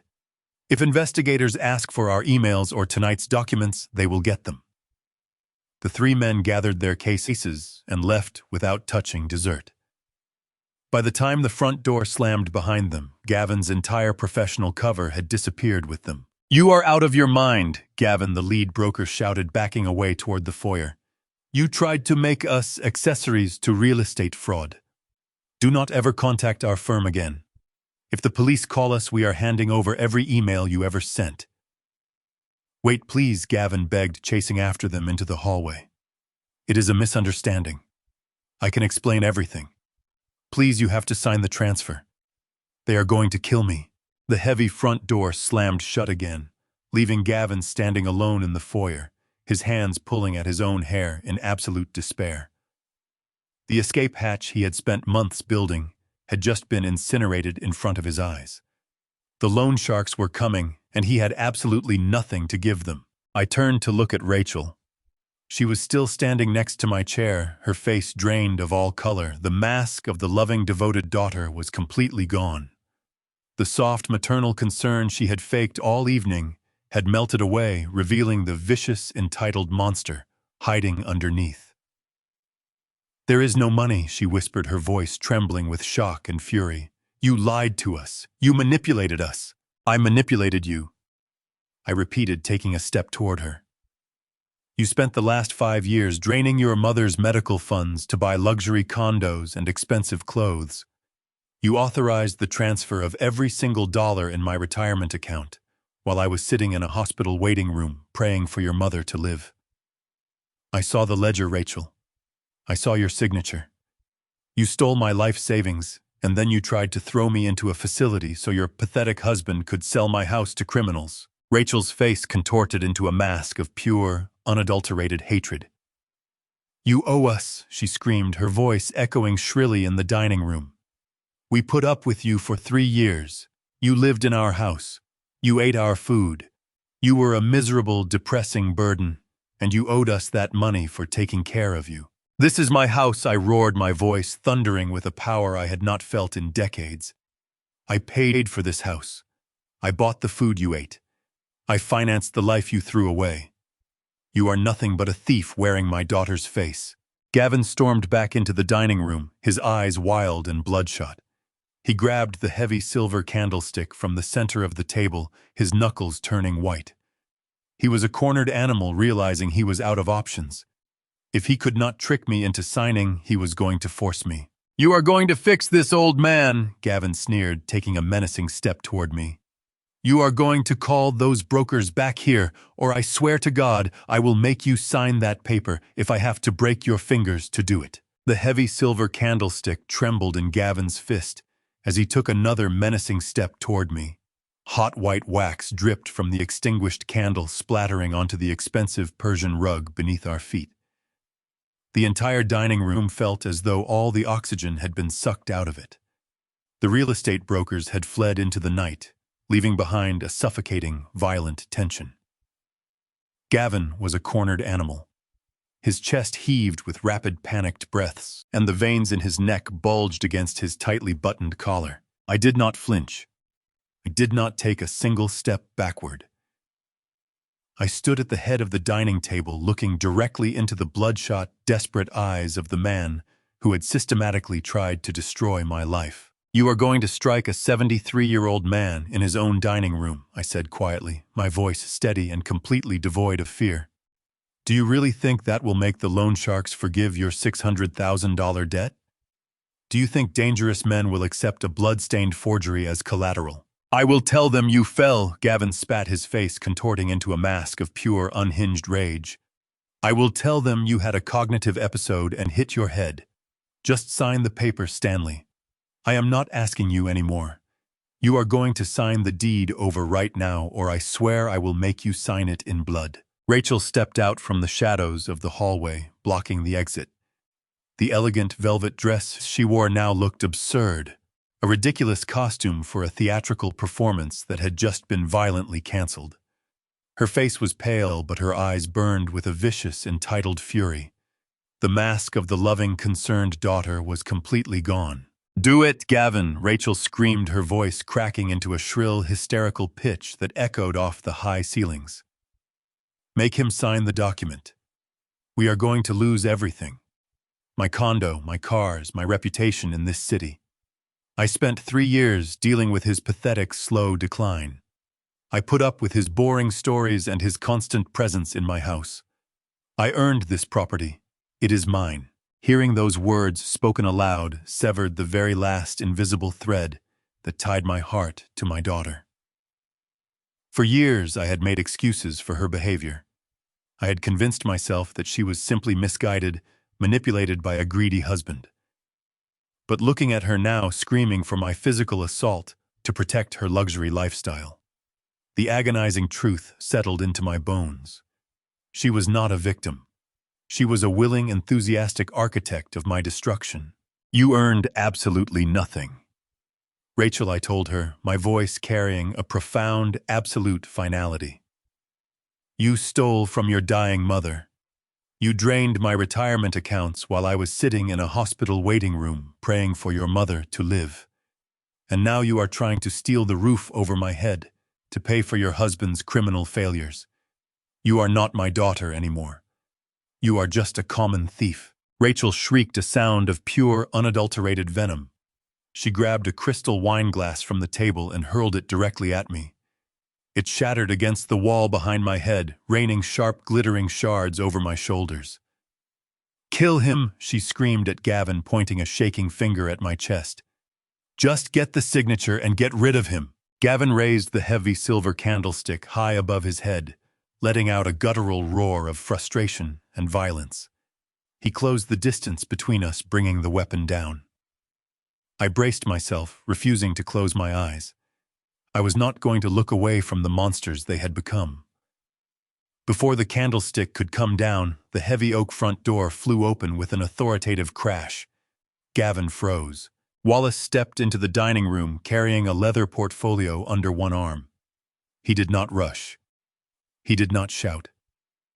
He simply took in the shattered glass, Rachel blocking the hallway, and Gavin standing 3 steps from me with a raised metal weapon. "Put it down," Gavin Wallace said. Gavin's face twisted with disbelief. Who the hell are you? Get out of my house. Wallace walked forward until he stood beside the dining table. My name is Wallace. I represent Stanley. And the police have already been given the recording, the forged collateral papers, and the documents you tried to force him to sign tonight. If you swing that candlestick now, you will be adding an assault witnessed by counsel to a file that is already very difficult for you. For the first time, Gavin looked toward the front windows. Faint red and blue light was beginning to move across the curtains from the street outside. His arm lowered by inches. The shift was almost invisible, but I saw it. The man who had spent days treating me like a confused burden had finally realized that someone outside the family had been watching the board. Rachel lunged verbally instead. My father is incompetent, she snapped. We have authority over him. You cannot walk in here and interfere with a family decision.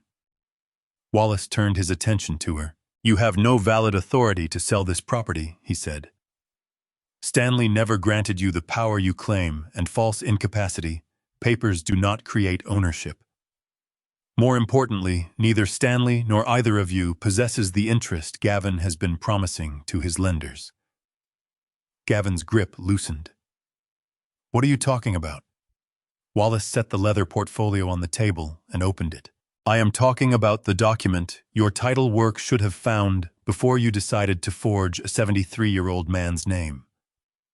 The candlestick finally dropped from Gavin's hand and struck the hardwood floor. Wallace did not celebrate. He simply removed Martha's certified property documents from the portfolio and placed them on top of Gavin's unsigned transfer packet. The room went silent again, but this silence was different. For the first time that night, Gavin was no longer waiting for my signature. He was waiting to learn whether the house he had promised away had ever been his target to take. 3 years ago, Wallace began, Martha anticipated that someone might eventually try to use Stanley's age, grief, or dependence against him. She did not leave the future of this property to a verbal promise or to the goodwill of family. Rachel's face went pale. Wallace unfolded the first certified document. Before she died, Martha executed a charitable conveyance of the house and land. Stanley retained a lifetime right to live here. The charitable trust received the remainder interest. That transfer was completed 3 years ago. Stanley could occupy this home, maintain it, and live here in peace, but neither he nor anyone pretending to act for him could give away the charity's future ownership. Gavin stared at the page. No. Stanley owns this house. He said so himself. Stanley owns a protected lifetime interest, Wallace replied. That is not the same thing as owning an unrestricted title that can be pledged to your lenders. Your collateral agreement claimed more property rights than Stanley had available to transfer. Your forged signature did not fix that. Your false incapacity paperwork did not fix it. And tonight's unsigned deed certainly does not fix it. He placed a second document beside the first. This morning I filed formal notice of the existing conveyance and attached the certified trust records so there could be no convenient confusion in the title chain. I did not create a new transfer for Stanley today. Martha created the protection 3 years ago. Today we made certain you could not hide it beneath fraudulent paperwork. Rachel shook her head violently. It is my inheritance, no, Wallace said. It was never promised to you. And after what your mother discovered in the retirement accounts, she made very sure it would never become your husband's emergency collateral. Gavin backed into the wall. The lenders, he whispered. They are expecting the house. I stepped around the end of the table. Then you promised them something you did not own, I said. His eyes moved from Martha's documents to the torn transfer packet, then to the phone that had just played his confession. For days, Gavin had treated the house like a number on his private balance sheet. He had calculated my age, Rachel's access, the debt deadline, and the pressure required to make me sign. He had never once considered that Martha might have calculated him first. Wallace closed the portfolio. You wanted a clean deed, he said. There is no clean deed for you to give. There never was. The first police siren sounded outside. Gavin's face collapsed. He had run out of signatures, excuses, and time. The dead had just reached across 3 years and removed the last asset he believed could save him. The red and blue lights sliced through the darkness outside my dining room window, painting the walls in frantic flashing colors. The wail of approaching sirens grew deafening, tearing through the quiet suburban neighborhood and shattering whatever was left of Gavin's sanity. He dropped to his knees among the shattered crystal and spilled wine, clutching his head as the reality of his total destruction finally crushed him. Wallace stood impeccably calm, adjusting his suit jacket. "You did not really think I would let Lan, who forged documents and threatened my client, walk away without a police escort, did you, Gavin?" The heavy front door was pushed open, and 4 uniformed police officers stepped into the foyer, followed by a plainclothes detective. They moved with absolute authority, their hands resting on their duty belts. The detective stepped into the dining room, his eyes scanning the chaos before landing on Gavin, trembling on the floor. "Gavin, you are under arrest in connection with financial fraud, forgery, attempted property theft, and elder financial exploitation," the detective announced, pulling out steel handcuffs. "We have the audio recording and the fraudulent documents. You have the right to remain silent." Gavin did not try to run. He could not even stand up. 2 officers grabbed him by the arms and hauled him to his feet, snapping the cold steel around his wrists. He looked completely hollowed out. His expensive suit ruined his arrogant facade, entirely vaporized.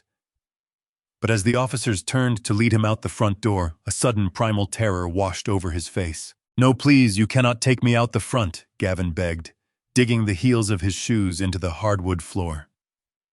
"They are out there. The men from the syndicate. They are parked down the street waiting for the deed. If they see me coming out empty-handed, they will kill me in prison. You have to take me out the back. You have to hide me." The detective looked at him with absolute zero sympathy. "There is a black luxury vehicle parked at the end of the block. We already ran the plates. If those men are looking for you, jail is the safest place you can possibly be right now. Move." They dragged my son-in-law out the front door, his pathetic, desperate sobs echoing into the freezing night air. I watched the police cruisers drive away, taking the architect of my misery into custody. The dining room fell into a heavy, suffocating silence. Wallace calmly gathered Martha's certified documents and slid them back into his leather portfolio, while the police remained visible through the front windows. And then there was Rachel. My daughter was still sitting on the floor amidst the wreckage of her failed dinner party. She stared at the open front door where her husband had just been taken away in police custody. Her entire world, her luxury condos, her expensive cars, her country club reputation had just evaporated in a matter of minutes. The stolen money was gone. The house was gone. The man she conspired with was gone. She slowly turned her head to look at me. The vicious, entitled monster who had screamed for my assault just moments ago was completely gone. In its place was a terrified, desperate woman trying to summon the ghost of a little girl who had died a long time ago. "Dad," she whispered, her voice cracking as tears streamed down her ruined makeup. "Dad, you have to fix this. You have to tell them it was all Gavin. Tell them he forced me. I did not know about the forged signature. I did not know about the loan sharks. You have to help me." She crawled across the wine-stained rug, ignoring the shards of broken glass that scraped against her bare knees. She reached out and grabbed the hem of my wool trousers, looking up at me with wide, pleading eyes. "I have nothing left, Dad," she sobbed, her fingers digging into my pant leg. "The accounts are frozen. The credit cards are maxed out. If Gavin goes to prison, they are going to seize my condo to pay off his debts. I have nowhere to go. Please, you have your secret savings. You can hire a lawyer for me. You can buy me an apartment. I am your little girl. You cannot just leave me on the street." I looked down at the woman weeping at my feet. Decades ago, I would have moved mountains to wipe a single tear from her cheek. I would have emptied my own bank accounts to protect her from a single moment of hardship. But the man who would have done that died the moment I opened Martha's audit ledger behind the café. I reached down and firmly detached her trembling fingers from my trousers. I took a step back, putting physical distance between myself and her toxic desperation. "You are not my little girl, Rachel," I said, my voice completely flat, devoid of any anger or sorrow. My little girl would never have drained her dying mother's medical funds to buy designer clothes. My little girl would never have thrown her mother's rocking chair into the garbage like it was worthless trash. You made your choices perfectly clear when you decided I was a burden that needed to be locked in a memory care unit. "But I am your family," she wailed, burying her face in her hands. "You are supposed to forgive me." "Family is a privilege, Rachel, not a shield for parasites," I replied coldly. "You used my love as a weapon against me. You thought my age made me stupid. You thought my grief made me blind. You gambled my entire life to save your own skin, and you lost. I owe you absolutely nothing." Wallace stepped forward, closing his portfolio with a sharp, definitive snap. "Rachel, you have exactly 10 minutes to pack whatever fits into a single suitcase," Wallace stated, his tone carrying the merciless weight of finality. "As counsel for the charitable trust and for Stanley's protected lifetime occupancy, I am formally advising you that you have no right to remain here against his wishes. If you refuse to leave, the officers outside can document the trespass." Rachel looked at Wallace, then looked back at me. She searched my face for any sign of weakness, any crack in my armor that she could exploit. She found nothing but a fortress of iron. "You are a monster," she hissed, her sorrow instantly curdling back into venomous hatred. "You are going to die alone in this empty house, and no one is going to care." "I am not going to die alone, Rachel," I said softly. "And this house is no longer an inheritance you can bargain over. Martha protected its future years ago, and I have the right to live here in peace. Now go upstairs and pack. Your 10 minutes are almost up." She scrambled to her feet, her velvet dress torn and stained. She ran up the staircase, her frantic footsteps echoing through the house. I listened as she threw open drawers and slammed closet doors, desperately trying to gather whatever expensive jewelry and clothes she could carry. Exactly 9 minutes later, she came back down the stairs, dragging a heavy designer suitcase behind her. She did not look at me. She marched straight toward the front door, her jaw clenched in furious humiliation. As she reached for the doorknob, I spoke one last time. "Be careful walking out, Rachel," I warned her. "The lender's car is still somewhere down the block, and the police are already dealing with that situation. Do not create another scene. Just leave." Rachel froze, her hand trembling on the brass handle. She looked out the small window into the freezing mist, realizing that the nightmare was not over for her. It was just beginning. She had no car. She had no money. She had to walk out into the dark streets, where dangerous men were hunting for the people who owed them $600,000. She opened the door and stepped out into the biting winter air. She did not look back. The heavy oak door swung shut behind her, locking with a solid, satisfying click. I stood in the foyer of the house I had built, the house I had saved, and listened to the absolute magnificent silence. The air felt lighter. The suffocating tension that had choked this home for 3 years was completely gone. Wallace placed a hand on my shoulder and told me I did the right thing.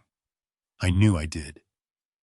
I walked back into the dining room, looking at the empty chairs and the shattered glass. The vultures had been starved, and the ghost of the helpless old man had been buried forever. It was time to start living again. Exactly 7 days had passed since the police cruisers carried my son-in-law away into the freezing fog. 7 days since the heavy oak door of my home had slammed shut on the life I used to know. The sprawling 4-bedroom house was entirely silent now. There were no more forced dinner parties. There were no more passive-aggressive comments echoing from the kitchen. There were no more whispers in the dark about committing me to a memory care unit. The suffocating weight that had pressed down on my chest for 3 long years was gone. I was alone, but for the first time since Martha died, I was truly breathing. I was sitting at the kitchen island, drinking a cup of black coffee and reviewing the charitable transfer documents Wallace had finalized when the front doorbell chimed. The sound was sharp and jarring. I did not expect any visitors.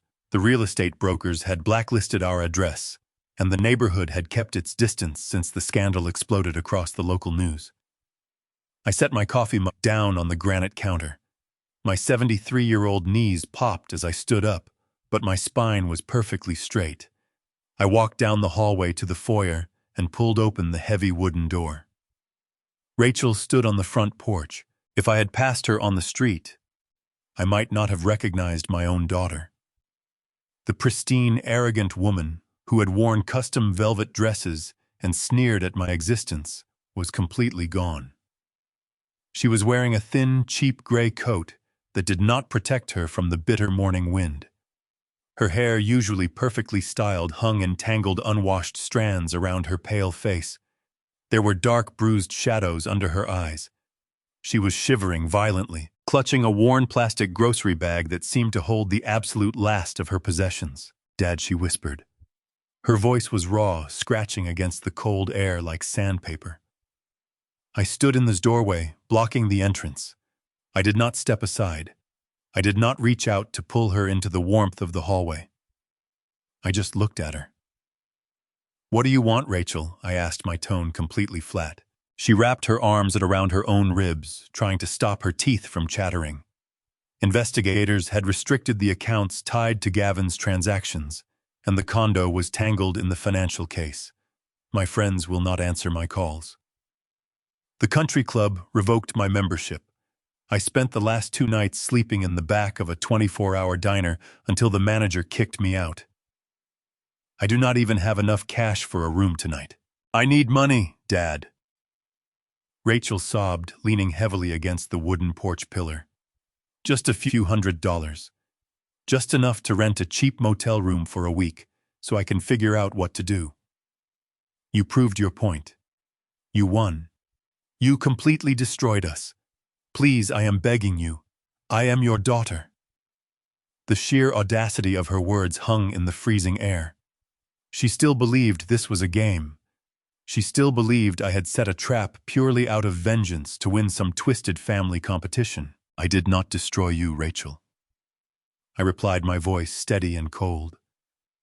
"You destroyed yourself the moment you looked at my retirement account and decided your luxury lifestyle was more important than your mother's medical care. You destroyed yourself the moment you signed your name on those transfer authorizations.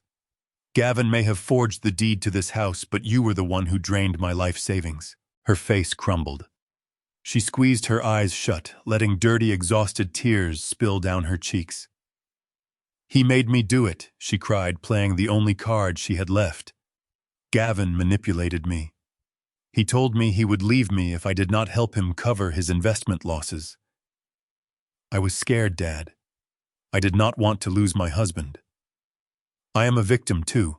I looked into the eyes of the woman I had raised, searching for a single ounce of genuine accountability. I found absolutely nothing. She was perfectly willing to throw the man she married under the bus if it meant extracting a few $100s from my wallet. "You were not scared when you threw your mother's rocking chair into the garbage," I reminded her, the memory of the splintered oak flashing vividly in my mind. "You were not a victim when you stood in my dining room and screamed at your husband to assault me with a silver candlestick so you could steal my house. You were an eager, willing participant until the exact moment you lost." Rachel stopped crying. The pathetic, shivering facade cracked, and for a fleeting second, the vicious, entitled predator I had exposed a week ago flared back to life. Her posture stiffened. "You are a ruthless, miserable old man," she hissed, her voice dripping with venom. "I hope you choke on your money. You are supposed to protect me. You are my father." I looked at her, feeling a profound, absolute emptiness. The anger was gone. The sorrow had evaporated. There was nothing left to salvage. "I was your father," I said quietly. "Now I am just the man who survived you." I stepped back into the foyer and pushed the heavy oak door forward. Rachel lunged toward the frame, letting out a desperate, panicked shriek, realizing that her final lifeline was actually severing. "Dad, wait!" she screamed, slamming her hands against the wood. "Please!" The door clicked shut, the heavy brass deadbolt engaging with a loud, absolute finality. I stood in the hallway for a long moment, listening to the muffled sounds of her fists pounding against the exterior wood. She screamed my name, she cursed, she begged, but I did not unlock the door. I did not look through the peephole. I turned my back on the noise and walked slowly down the hallway, back toward the kitchen. The pounding eventually stopped. The silence returned to the house richer and deeper than before. I picked up my coffee mug from the granite counter and took a long, slow sip. The bitter liquid tasted like victory. I had drawn an impenetrable iron boundary around my life, and for the first time in my 73 years, I knew exactly how to defend it. The war was officially over, and the rest of my life was finally mine to live. The winter air had lost its bitter edge by the time I walked down 5th Street. The sky above the sea was a clear, brilliant navy blue, completely stripped of the heavy fog that had choked my lungs exactly a week ago. I was not shuffling my feet. I did not look over my shoulder to see if anyone was following me. The heavy canvas satchel was no longer strapped across my chest. The only thing I carried was a profound, absolute sense of peace. I reached the corner block where the old café sat. The glowing red neon open sign was already switched off. The chairs were stacked neatly upside down on the tables, just like they had been on the night I climbed out of my bathroom window. I knocked twice on the heavy glass door. Oscar emerged from his back room, untying his stained brown apron. He looked through the glass, his eyes narrowing slightly as he took in my appearance. I was not trembling. My coat was buttoned properly. I stood tall and straight on the pavement. Oscar smiled a wide, genuine smile that crinkled the corners of his eyes. He unlocked the deadbolt and pushed the door open, stepping aside to let me into the warmth of the shop. "You look 10 years younger, Stanley," he said, clapping a heavy, warm hand on my shoulder. "You look like a man who finally took out the trash." "I took out the trash." "Oscar," I replied, my voice steady and clear. "And I changed the locks so it can never come back inside." Oscar led me past the dark counter toward the corner booth. The exact same booth where Martha and I used to spend our Sunday mornings. He did not go to the espresso machine to brew the anniversary blend this time. Instead, he reached under the front counter and pulled out a dusty glass bottle of dark amber bourbon and 2 heavy crystal tumblers. He set them down on the wooden table and slid into the seat across from me. He uncorked the bottle and poured a generous measure of the dark liquid into both glasses. We did not say a word. We simply raised our glasses, clinking the thick crystal together in the quiet, empty café. To Martha, I whispered, letting the name of my brilliant, fierce wife fill the space between us. To Martha, Oscar echoed, raising his glass higher. "The smartest woman I ever had the privilege of serving." The bourbon burned a slow, comforting trail down my throat. I sat back against the leather booth and told Oscar everything. I told him about the fraudulent transfer Gavin tried to force me to sign at the dinner party. I told him how Wallace revealed the charitable conveyance Martha had executed 3 years earlier, and how the house had never been available as Gavin's clean collateral. I described the look of absolute terror on Gavin's face when the police hauled him out the front door knowing his scheme had collapsed. Finally, I told him about Rachel showing up on my porch, shivering and begging for money, and how I closed the heavy oak door in her face. Oscar listened in silence, his hands wrapped around his glass. He nodded slowly, processing the total destruction of the parasites who had tried to consume my life. "She earned every single bit of that cold pavement," Oscar said, his voice carrying a harsh, unyielding truth. "But there is something you need to know, Stanley. There is a reason Martha set the board up this way." I looked at him confused. "She set it up so I would have the evidence to fight back," I said. "She left me the key so I could see the offshore transfers." Oscar shook his head slowly. "She did not just leave you evidence, Stanley. She left you a psychological gauntlet." He reached into his shirt pocket and pulled out a small sealed envelope. It was not the large manila envelope that held the bank key. It was a delicate pale yellow square of stationery. "Martha gave me this on the exact same day she gave me the key," Oscar explained, sliding the pale yellow envelope across the wooden table. "She told me to hold on to it until you came back here victorious. She said I was only allowed to give this to you after you had completely severed the tie with your daughter." My hands felt surprisingly steady as I picked up the small envelope. I slid my thumb under the paper flap and pulled out the folded letter inside. The familiar scent of faint lavender drifted up from the page, instantly transporting me back to the days when my house was filled with warmth and love. I unfolded the paper and recognized my wife's elegant cursive handwriting. "My dearest Stanley," the letter began. "If Oscar has handed you this note, it means you have survived the fire. It means you finally saw Rachel and Gavin for the predators they truly are, and you found the strength to cut them out of your life. You are probably wondering why I kept my investigation a secret while I was alive. You are probably wondering why I did not just hand these ledgers over to the police myself and send Gavin to prison before my heart gave out." I stopped reading for a second, feeling a tight knot form in my throat. That exact question had haunted me since the moment I opened Martha's locked document box behind the café. She had all the proof. She could have exposed Gavin 3 years ago. I forced my eyes back to the page. "I kept it a secret because of you, Stanley," she had written. "You loved our daughter with a blind, unconditional devotion that was going to get you killed. If I had exposed Gavin while I was alive, Rachel would have played the victim. She would have cried and claimed he forced her into the fraud. And you, my sweet, stubborn husband, would have believed her. You would have spent the rest of your life draining your own resources to comfort a daughter who actively participated in our ruin. You would have let her bleed you dry because you could not bear to see her suffer." The words hit me like a physical blow. The absolute devastating accuracy of her assessment took my breath away. "I had to let you see the monster she had become with your own eyes," the letter continued. "I had to let them back you into a corner so terrifying and so absolute that your survival instinct would finally override your paternal enabling. I could not be the one to pull the trigger, Stanley, because you would have resented me for breaking your family apart. You had to be the one to pull it. You had to realize that your love was being weaponized against you. I orchestrated this entire trap not just to punish Gavin, but to cure you of your blindness. Do not carry any guilt, my love. You were blind because you are a good man with a generous heart. But goodness without boundaries is just an invitation for abuse. You have your sight back now. Use it to build a life that belongs entirely to you. I love you forever. Martha." I slowly lowered the pale yellow paper to the table. The silence in the café felt completely different now. It was not heavy or expectant.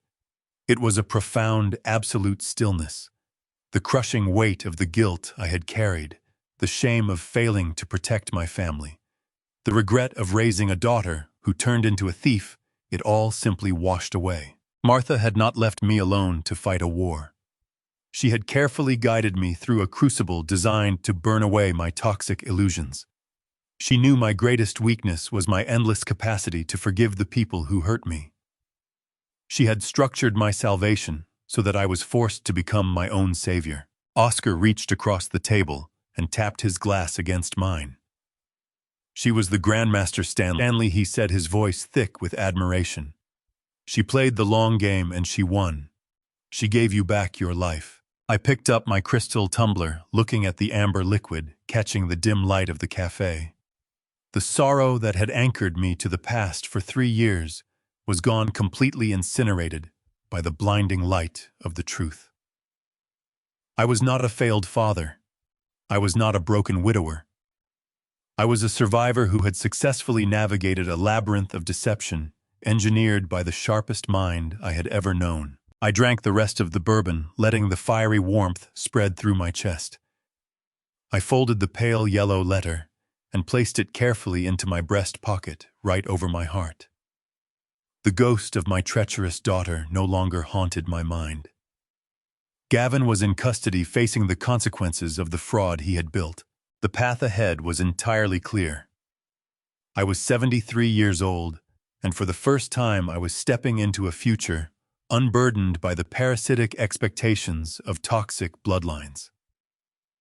I looked at Oscar and told him to pour another round. We had a victory to celebrate and a whole new life to begin planning. By early spring, I had stopped thinking of survival as the final goal. Rachel had stolen a painful amount from our retirement accounts, but she had never found every reserve Martha and I built. For the first time, I could decide what my remaining savings were for, without asking whether my daughter approved. I used part of the money to lease an old workshop on the east side of town. The building had once been a furniture repair warehouse. Its windows were dusty, the concrete floor was scarred, and the roof leaked in one corner. To me, it was beautiful. I spent weeks cleaning the benches, sharpening the hand tools, and making the machines safe again. The smell of oak and maple slowly replaced the smell of old oil. I did not open it to become rich. I opened it for young men from a local orphanage who needed somewhere to learn a skill and somewhere to be treated as if their effort mattered. On the first Saturday, 6 boys stood awkwardly near the entrance with their hands buried in sweatshirt pockets. None of them knew what to say to a 73-year-old man holding a carpenter's square. I placed 6 rough blocks of maple on the main workbench. "Nobody here owes me gratitude," I told them. "Nobody here has to call me family. But if you come through that door, you respect the tools, you respect the person working beside you, and you finish what you start." One of the boys asked what they were supposed to build. "Something useful," I said. "That is a good place to begin." We started with simple stools. The first cuts were crooked. Measurements were wrong. Sandpaper tore. One boy drove a screw through the side of a board and stared at the mistake as if he expected me to humiliate him for it. I handed him a new piece of wood. Measure again. That became the rhythm of the workshop. Mistake. Correction. Try again. No screaming. No manipulation. If a joint failed, we examined the joint. If a measurement was wrong, we corrected the measurement. I began to understand why the place healed me. For years, Rachel and Gavin had taught me to doubt obvious facts. Rachel could steal money and still demand that I call her devoted. Gavin could forge my signature and tell me he was protecting me. They turned every boundary into an accusation. Wood did not lie. A board was straight or it was not. A joint fit or it did not. You could not insult a piece of oak into changing its dimensions. You had to face what was in front of you and make an honest adjustment. Months earlier, Rachel had thrown Martha's rocking chair onto the concrete because she called it junk, so the first serious project I gave the boys was another rocking chair. I showed them the curve I had once cut by hand when Rachel was still a baby. We built the new chair slowly, each boy responsible for one part. When we finally set it upright, nobody cheered. They simply stood around it looking at something solid that had not existed before their hands touched the wood. I ran my palm over the smooth oak arm. For the first time, the memory of the broken chair did not feel like an open wound. It felt like proof that destruction did not get the final word. I had spent most of my life believing legacy meant leaving money to blood relatives. Now I understood it differently. Legacy was knowledge passed to someone willing to receive it. It was patience given without ownership. It was teaching a young person to trust his own hands. I still had savings, but I no longer measured my worth by what would remain in an account after I died. I measured it by the sound of saws starting in the morning and by 6 young men refusing to quit when a measurement went wrong. That was the first inheritance I had ever given that felt clean. The air in the park was crisp, carrying the sharp, clean scent of crushed pine needles and damp earth. I walked slowly, not out of pain, but out of a profound, deliberate appreciation for the rhythm of my own footsteps. At 73 years old, my boots struck the pavement with a certainty I had not possessed in decades. I found myself wandering toward the eastern edge of the city park, where a massive ancient oak tree stood alone on a slight hill. Its roots pushed through the soil like thick, gnarled fingers gripping the earth with an unyielding stubbornness. I rested my hand against the rough gray bark. The wood was solid, permanent, and resilient. It reminded me of the life I had just reclaimed. It had been months since I closed that heavy oak door in Rachel's face. In all that time, I had not received a single letter, a single phone call, or a single message from her. I knew through Wallace that she had eventually left the city, chased out by the crushing weight of Gavin's debts and the destruction of her social standing. A part of me, the old foolish father I used to be, might have wept for her. That father would have spent his nights staring at the ceiling, wondering where he went wrong, agonizing over whether his daughter had a warm place to sleep. But that father died the moment I read the fraudulent loan document Martha had hidden for me. The man standing under the oak tree felt no urge to rescue her. I felt only the clean, hollow silence of an amputated limb. The infection was gone, and the body was finally healing. For 40 years, I had believed the greatest lie society ever tells a parent. I believed that blood is a sacred, unbreakable covenant. I believed that because I brought a child into this world, I was permanently obligated to endure whatever pain she chose to inflict upon me. We are taught to forgive endlessly. We are told that family is an absolute non-negotiable term. But staring out over the quiet park, I realized that blood is nothing more than a biological accident. It does not automatically generate loyalty. It does not magically produce respect. And it absolutely does not grant anyone the inherent right to trample on another human being. Rachel and Gavin had weaponized my love. They had looked at my paternal instinct and seen a vulnerability to be exploited. They believed that because I was a father and because I was aging, I would simply bow my head and allow them to strip me of my assets, my home, and my sanity. They thought my silence was weakness. They thought my patience was a symptom of a failing mind. They never understood that true patience is just the quiet gathering of strength. Peace is not something that is given to you by the people who hurt you. Peace is not a fragile truce negotiated at a dining room table, while predators measure your worth in offshore accounts and property deeds. True lasting peace only comes when you summon the terrifying courage to reach into the fire and completely strip the power away from those who despise you. I had to look at my own daughter and deliberately cut the cord that kept her financially and emotionally attached to my life. I had to watch her beg on my front porch and find the iron resolve to tell her no. So it was the hardest thing I have ever done, but it was the only way to save my own life. If you allow toxic people to bargain with your boundaries, they will eventually negotiate you out of your own existence. They will take your house, your savings, and your dignity, and they will convince you that you are selfish for wanting to keep any of it. I had learned the hard way that human dignity is not a currency to be traded for the illusion of a happy family. Dignity is the foundation of the soul. It must be guarded with a ruthless, unforgiving vigilance. It must be protected at all costs, even if the cost is standing completely alone. But I was not alone. The quiet hum of the city behind me was a reminder of the new life I had forged from the ashes of the old one. The workshop opened early most mornings now. The boys arrived with dirt on their shoes, rough questions, and a fierce hunger to learn. I did not give them money, empty promises, or luxury bought with someone else's sacrifice. I gave them raw wood-sharp tools, patient correction, and the absolute demand for their best effort. Some mornings we barely spoke. We measured, cut, sanded, and started over when a mistake appeared. That quiet discipline felt more honest than any family speech I had heard in years. I was building a new legacy, one joint and one sanded surface at a time. The young men from the local orphanage shared no blood with me at all, but we shared something cleaner, mutual respect earned slowly. They did not look at me and see a decaying old man taking up space. They saw a mentor who expected truth and returned it. I saw young people learning that a mistake could be corrected without humiliation. I also saw them begin to trust one another with tools, measurements, and responsibility. That was the family I had chosen.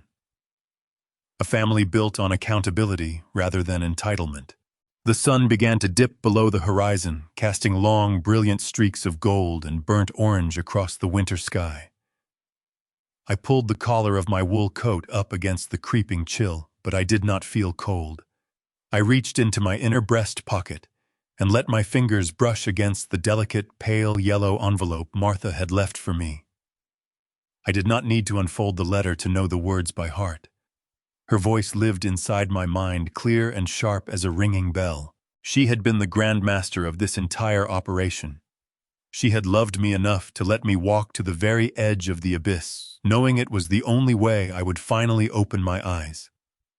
She had forced me to witness the depth of the betrayal so I could find the strength to swing the axe myself. Martha had not just saved my financial future. She had rescued my soul from a slow, miserable decay. She had given me the ultimate gift, the gift of truth. I turned away from the ancient oak tree and began the walk back toward home. I walked with a steady, unhurried pace. I was Stanley, a 73-year-old man who had survived a quiet, vicious war waged inside his own home. I had faced the monsters wearing the faces of my kin, and I had buried them under the weight of their own greed. I had nothing left to hide, nothing left to fear, and absolutely nothing left to tolerate. I stepped out of the shadows of the park and into the warm, glowing light of the street lamps, ready to live every